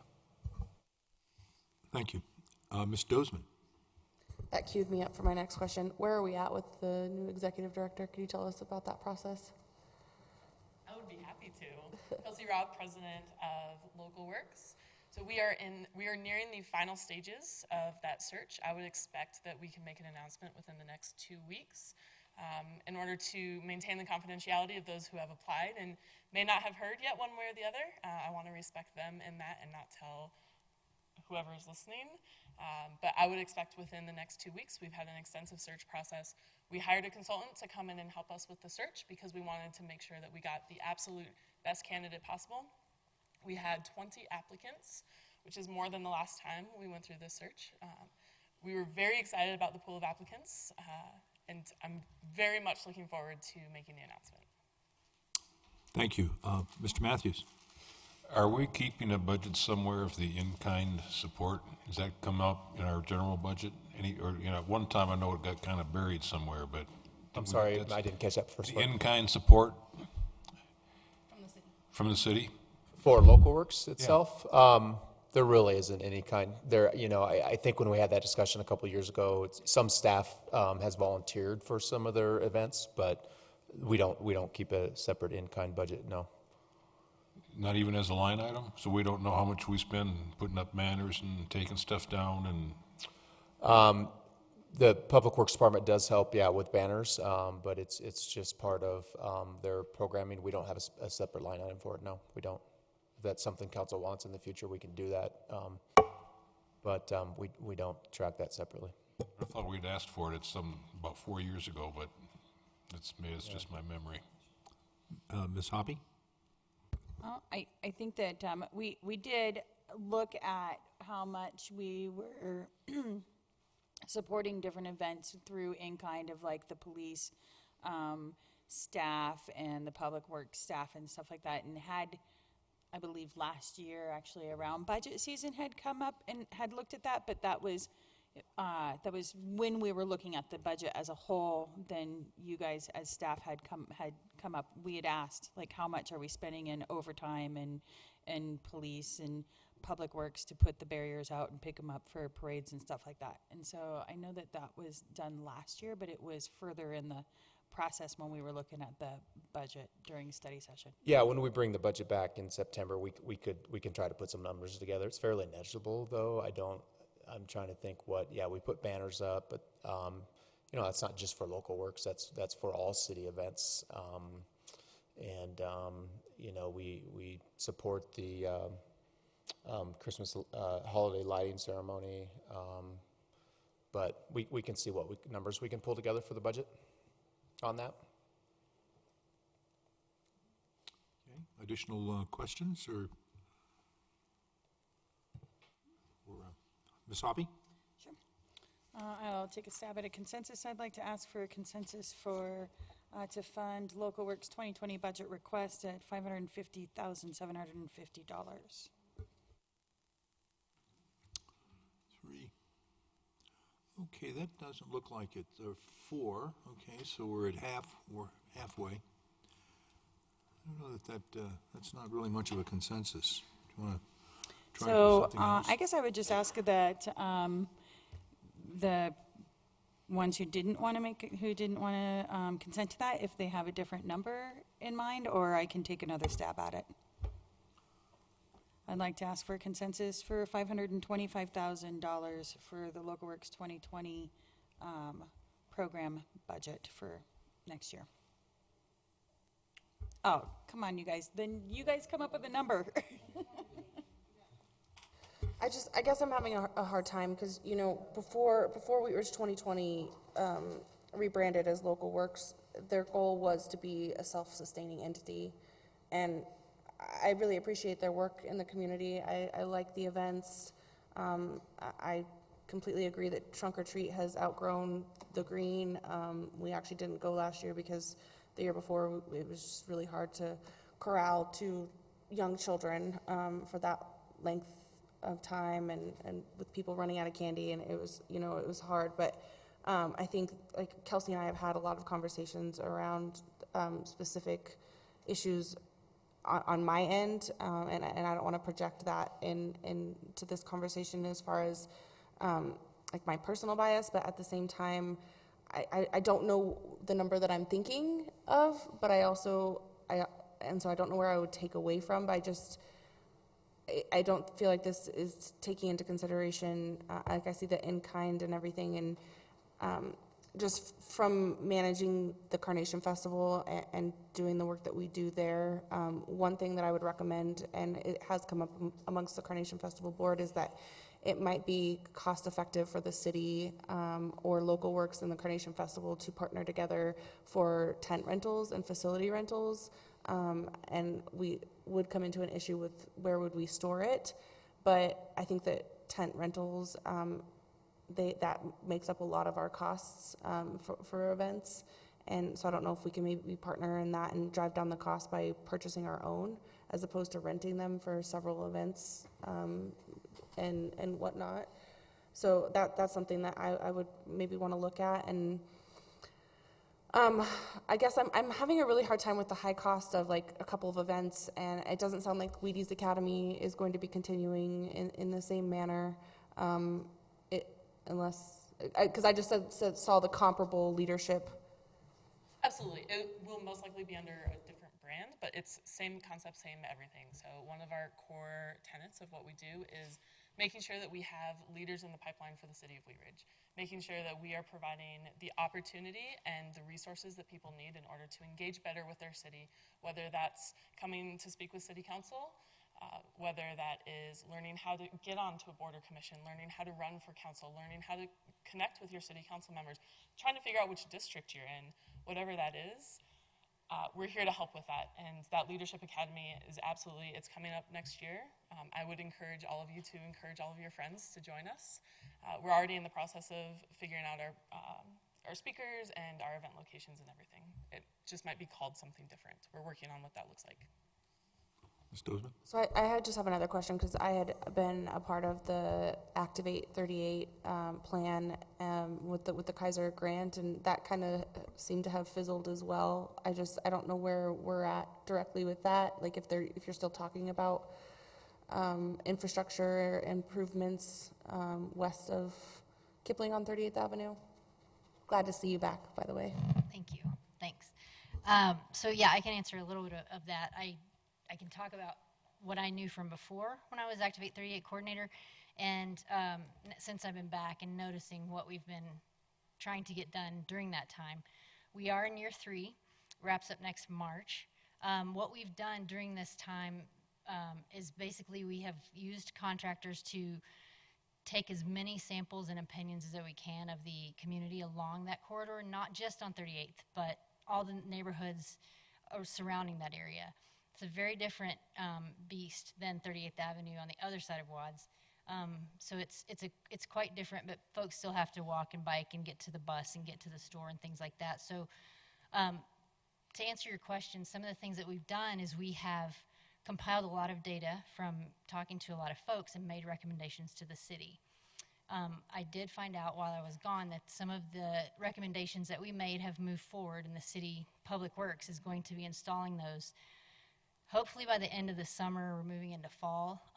School has just started, but we've got a mobile speed checker that will actually it's not going to be mobile, it will be staying there.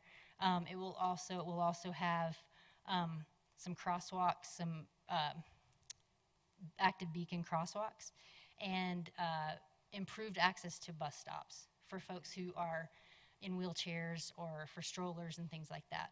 So we also have programmed fall events with each of the schools that are along the corridor or right there at the beginning there at Everett. So those that programming will happen later this fall in October. And that'll be things like walking safety, bike safety, and really like taking kids and making sure that they're being safe and they know the rules of the road and things like that. So that's hopefully answers a little bit of your question on what we've done with that. Thank you. Ms. Hoppy? Yeah, I'd like to just mention that at no point in time have I ever known Local Works or Wheat Ridge 2020 to be in a position to be 100% self-sustaining, because they don't charge for their events. And so while when I was on the board, one of our goals was to constantly look for other funding resources besides just the city, but to be self-sustaining and not charge for their events is not, it's just not likely. They would have to charge covers at all of the events, and the point of the events is to make sure that our community is able to come and enjoy, in free spaces. And so I just kind of wanted to mention that. And, and so I guess my question is, for those who didn't like one of the 2 first consensuses, is if you have a suggestion, I would ask that you please make the suggestion and ask for a consensus. I'll go to Mr. Pond. Thank you. We always have a good discussion about this, so this is not new. One way that I look at this, and I appreciate the presentation and as well as the information in the packet, so thank you. Because if I look at these things as they're broken down in this package, I look at every one of these things and affirmatively say that, yes, I want that. I think that we should have that. I think that we should buy that, get that somehow. That, the how in this case is through, through this relationship and its evolution. But the things that we're doing and the penetration that we're having in our community, I think, is very important. Now, could I nitpick this a little bit and maybe see some things, to trim off of this? Sure. Going from 550 to 525 To try to get too far down in here, I think as long as we're willing to have that, I mean, I'm willing to have that conversation, but I think you need to be willing to be honest about it too. Like, these things are important. Engaging, having these events, continuing to support our businesses, our residents through these programs are very important. And so we should be making sure that we're, and I hope that's what the discussion is, that we're efficiently and effectively buying these things, because I think every one of them, as I look at them in this list, I can't argue with them. I think they're important. They've affected my life in a positive way, and my family's life in a positive way, my community in a positive way, and that's what I think is the most important outcome. So we can talk about it a lot more, a little more. That's fine.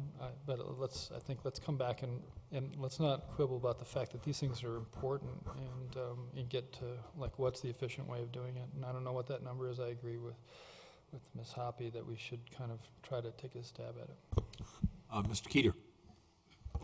I guess, building on that, and while I appreciate Ms. Hoppy's attempt to find a number, if we're going to approve something that's less than what they say, we should be identifying specific things that they're working on that we don't think they need to do, or at least stand up to say, you need to tighten your belt on the events or on this portion or that, so that as they're out there, if people say, well, this year's Ridge Fest isn't as good as last year, that we're acknowledging that that's on us, that we've made a decision to not fund it to the extent that they thought it needed. And so I would push it to what are the line items, what are the things that we think are less important and therefore maybe not deserving of the same amount of funding.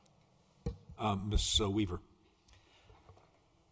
I'm going to tell my Local Works story. I think Local Works is really indispensable for this community in so many ways. It was the thing that started engaging me with this community. And so I think for a lot of our newer residents in the last 10 years, it's what has brought them into the process. And I think that's super, super important with all of the fun activities. And I know, just to connect this to everything we've been doing tonight, right? This is the process that brings people in with listening and all of these different things to get to this fun place, right? But I also agree with some of the things that have been said around, we've got a lot of different things happening in Wheat Ridge that are very cool and very worth funding, but is there some overlap? So I guess my question in this is, I don't have a problem with funding it at the level they've asked.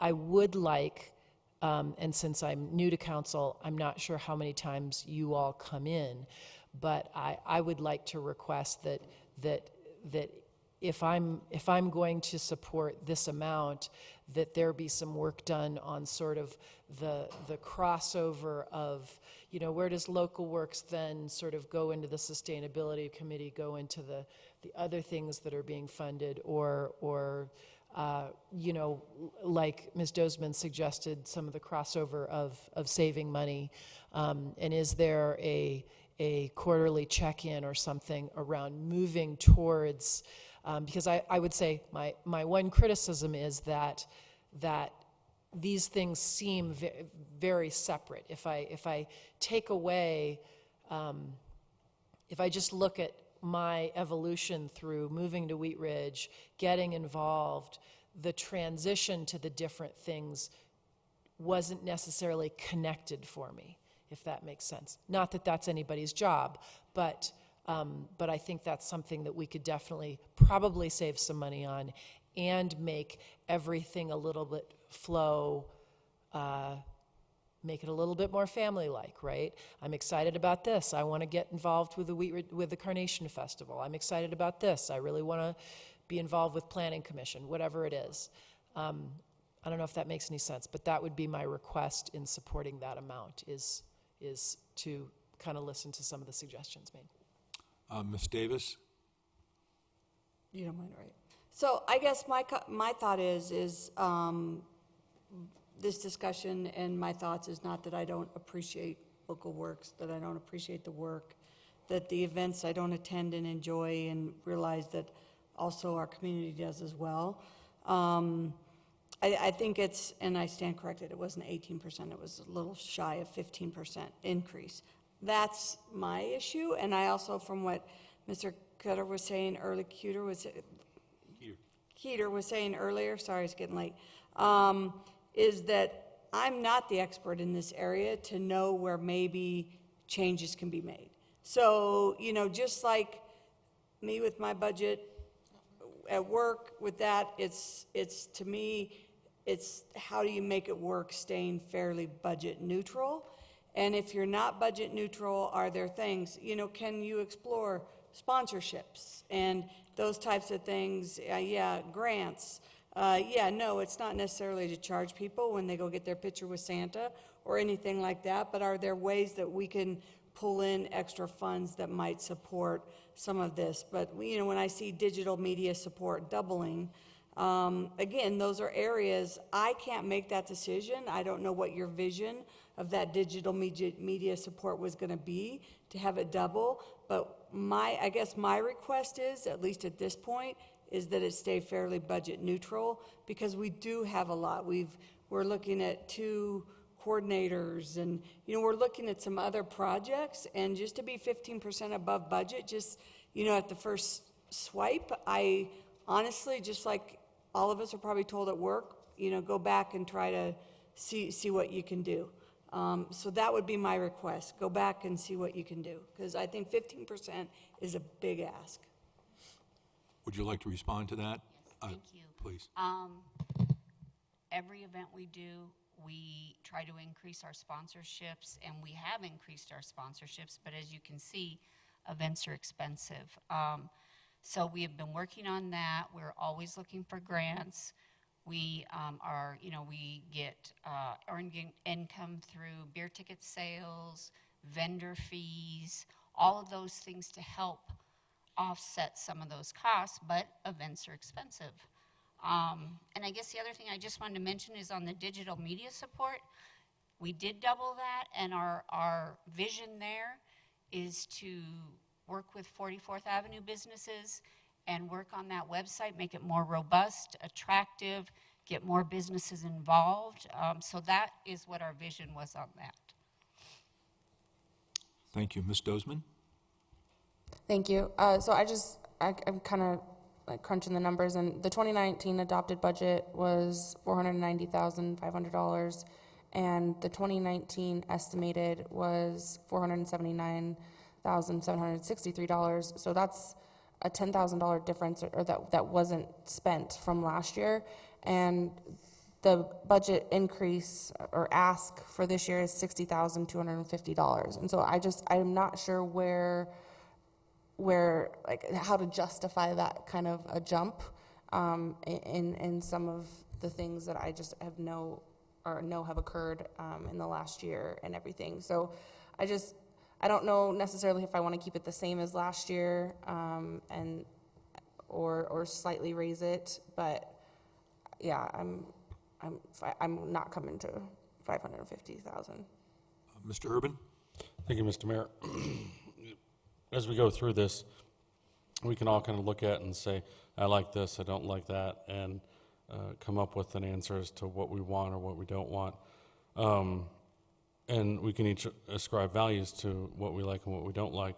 For myself, specifically, as it relates to the marketing and positioning tours, I have no earthly idea why we continue to do that, and what metric or how do we determine whether it was a successful bus ride or not. So do we have any kind of way to ascertain the benefit of spending $22,000 to bus people around?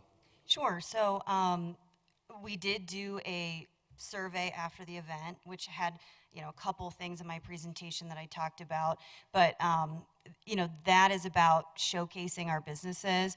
And so the Blooms and Brunch was a great example of that, with 9 local businesses participating. I do also want to mention that this year is also a year that we have mid-mod, so we didn't really include that in this discussion because it won't be part of next year, and that's why next year we'll have more smaller level tours throughout the city. But this year, a large amount of that budget item is going to our Mid-Century and Modern Home Tour, which will bring in about 350 people to Wheat Ridge. It sold out in 2017, and with the numbers we have right now with tickets, it's certainly going to sell out this year. I guess, but that's the point. Like, why are we doing it? What's the benefit?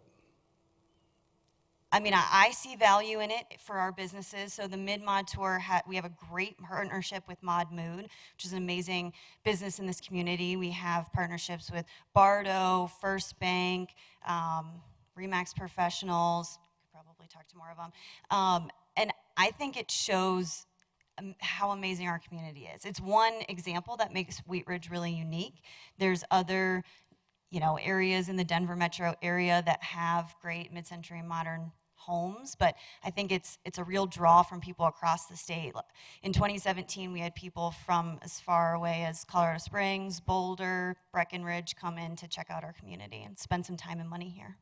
Thank you. So I would just, if we're asking for specific asks, I would say that the $22,500 for the marketing positioning tours and the $50,000 for community engagement and communications would be two areas I could see that we could work with. But again, I'm not Local Works, so I would ask us to look at putting a dollar figure on what we had last year and going from there. So can I make a consensus to accept the... I've got one more speaker who would like to. Okay, go ahead. Mr. Matthews? Thank you. I have two questions here. Number one is, when are you going to post your 2018 Form 990? So that, our budget was, Malachi, can you speak to that? I think it was just completed, but we haven't gotten our final audit yet. We just received the draft. Hello. We just received the draft of the 2018 990, and we still have our board of directors to overlook it. And once they do overlook it, they sign off on it, then it'll be final and it'll be posted for your viewing.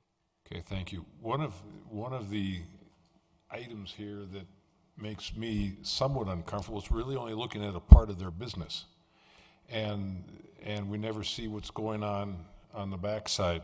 So I have a question here about the 2017 990. It shows your total revenues at $665,000 and your total expenses at $561 with a surplus of $104,000. Is that correct?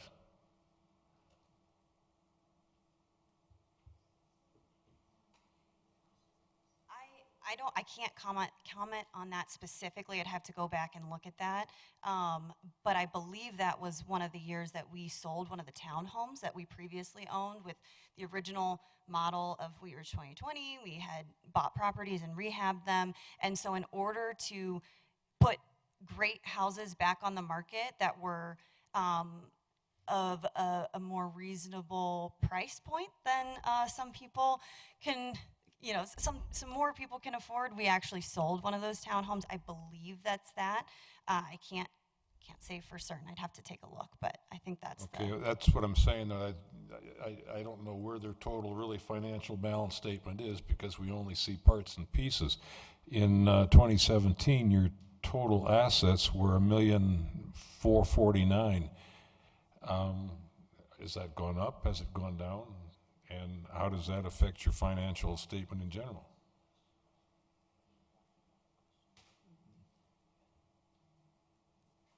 I can certainly have our board treasurer get back to you on all of those questions. I'm not an expert in finance, so I can't answer that question for you right now. That's why we have a board of directors, and that's why we have an entire finance council that gets together and looks at those down to the penny. I can certainly have our treasurer get back to you with all of those questions. And yes, as far as the audit goes, we have a board meeting actually tomorrow morning, 7:30 a.m. Hopefully we'll all be rearing to go, at which point I believe we're going to be seeing the draft, and at which point we can most likely approve it. Thank you. Thank you. Ms. Hoppy? I just would like to, I know Mr. Urban's wanting to make a consensus here, so I'll let him do that and not cut him off with it, but I just want to have everybody keep in mind that if I have to disagree with David there, because if we are cutting money out of their request, then I think that they should pick where that money comes from, because, you know, sometimes they might be able to wheel a different deal for a special event or something like that. So I would just say, if it's not for the full amount that Mr. Urban's getting ready to make, then I would hope that there wouldn't be any requests to not do specific things and just have them tighten their own belt. Certainly. I'd like to make a consensus that we move forward with a proposed budget for local works in the amount of $490,500.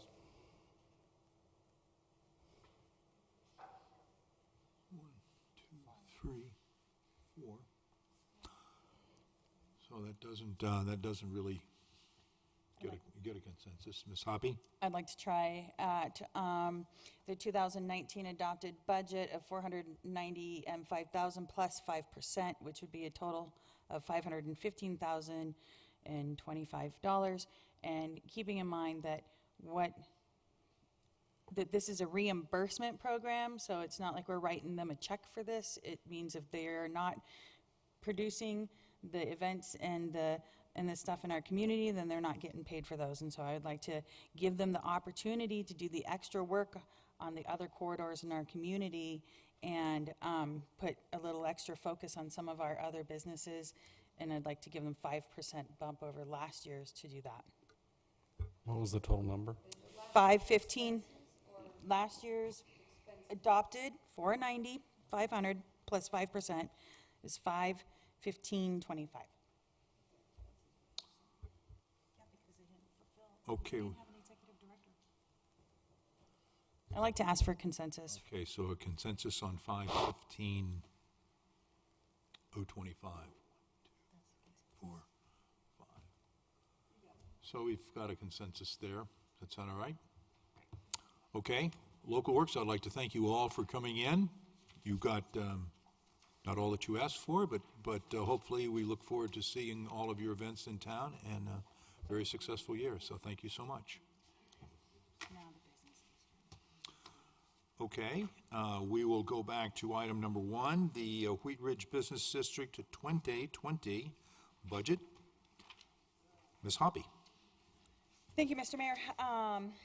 Unfortunately, Mr. DeMott couldn't be with us tonight, why we had the Pettits for the Carnation Festival, and you get me for the Wheat Ridge Business District. I am appointed by City Council to sit on that board. I've been on that board since 2011. Our request for 2020 funding is $45,000 for our regular grant programs, which has been our request in the years past. And then our Facade Plus programs have been extremely successful, and so we'd like to continue that on with the $45,000 for the Facade Plus programs.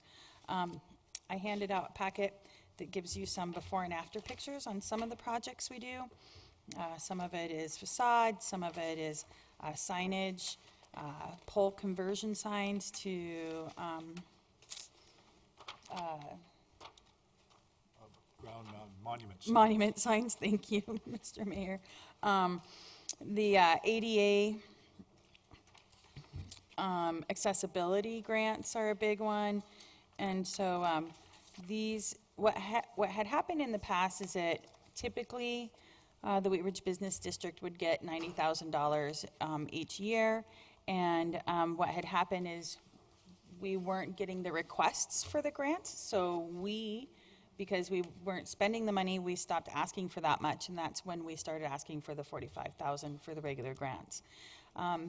Then we came up with a new grant program, which is the Facade Plus grants program, and you'll see Posto Call, which is also Tulare, I think right now, is one of the people who got a Facade Plus program. Raphael's Hair on 44th was someone who got a Facade Plus program, and actually Raphael's, which I think is at the back of your photo packet, was a massive transformation. Was it? Yeah, it's the very last page, so you flip the packet all the way over. It was a massive transformation. It's a beautiful building now. So anyways, so we are asking for 2020 budget of $90,000 total. Questions from council? Mr. Matthews.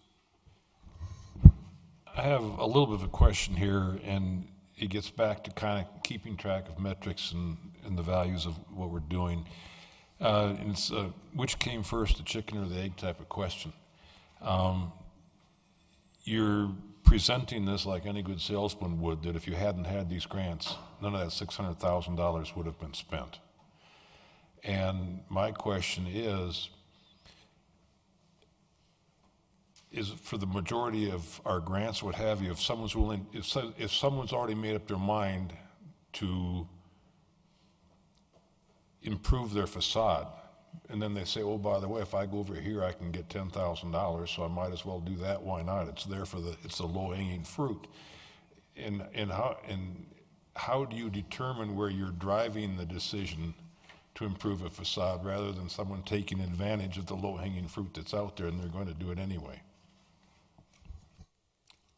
Yeah, I mean, good question. I would say that most often, most of our applications that we look at, when they come in, our Chelsea Bunker usually takes care of those for us. And she's typically, these are people that we have spoken to in the community and said, hey, your facade's looking really bad and your building's very dated, and they'll say, yeah, but we can't really afford to do much with it. And we say, we can help you with that. Let's come take a look at what you can afford and what we can help you with. That's most of our projects. That is almost 100% of our sign projects. When our sign projects come in, they're mostly because we've gone out and said, we've done outreach and said, hey, if you'd like to upgrade your sign, then we can help you with that. If you'd like to, spend some money and invest it in your property. Some of these projects, I would say the majority of these projects, without the grant assistance, the ones that don't have to change because of legally or because of safety wouldn't change. Thank you. Additional questions on the Wheat Ridge Business District request in the budget? Mr. Pond. I'll make a consensus since the presenter probably shouldn't. And that we consensus to fund the Wheat Ridge Business District at the requested level of $90,000. Did you? It's 1, 2. Looks like we have consensus on that. Okay, good. That will, Mr. Goff, that provides the information that you need in order to complete your budget process for this year, right? This is it? This is the last one? Okay, good. Mr. Mayor, can I make one comment? Yes, one ma'am. just extra, Yes, sorry. Ms. Davis. In all fairness, I think, one of my big things was budget neutral and how much extra are we going over budget. And I do feel like, I know the Wheat Ridge Carnation Festival presented today, but we really didn't know what we budgeted last year. So I'm just hoping, I don't want to be like a card laid is a card played, but I do think that is something that also needs the same type of consideration that we didn't have to give tonight. So I would like that at least as a part of the budget process. Because, if they increase their budget 25% or 10% or 15%, then we probably need to also say, maybe let's see what we can do, go back to the drawing board kind of thing. Look at comparables from. Oh, it was? That's what I thought, but I wasn't sure. But, okay, thank you, Chris. 80. That's what I was thinking, 80, but last year was 100. Okay, thank you, Chris. Thank you, Mr. Miller. Okay. With that, I believe that we complete the agenda items on our study session. Is there any further business? I just, especially since we're not going to be in next week, did staff get all of the surveys on short-term rentals that? We have not. We're still missing one. We can move forward without it, but we don't know. They're anonymous, so we don't know who that is. But if it's one of you up there, please, if you'd like your comments as part of the survey results. Is it you, Christy? Did you raise your hand? Oh, okay. It's George? Okay. Do you want to respond still? Do you need the link again? Okay, we'll send you the link. You would resend the link and... Yep, and you'll get it done, okay. So we will, next Monday night is Labor Day. We will not meet, but we will be back at a meeting the following week on September the 9th, 2019. So hope everyone has a great holiday. Oh, and we're going to have another surprise special study session on the 9th. So come back and join us. Thank you so much. Have a safe trip home.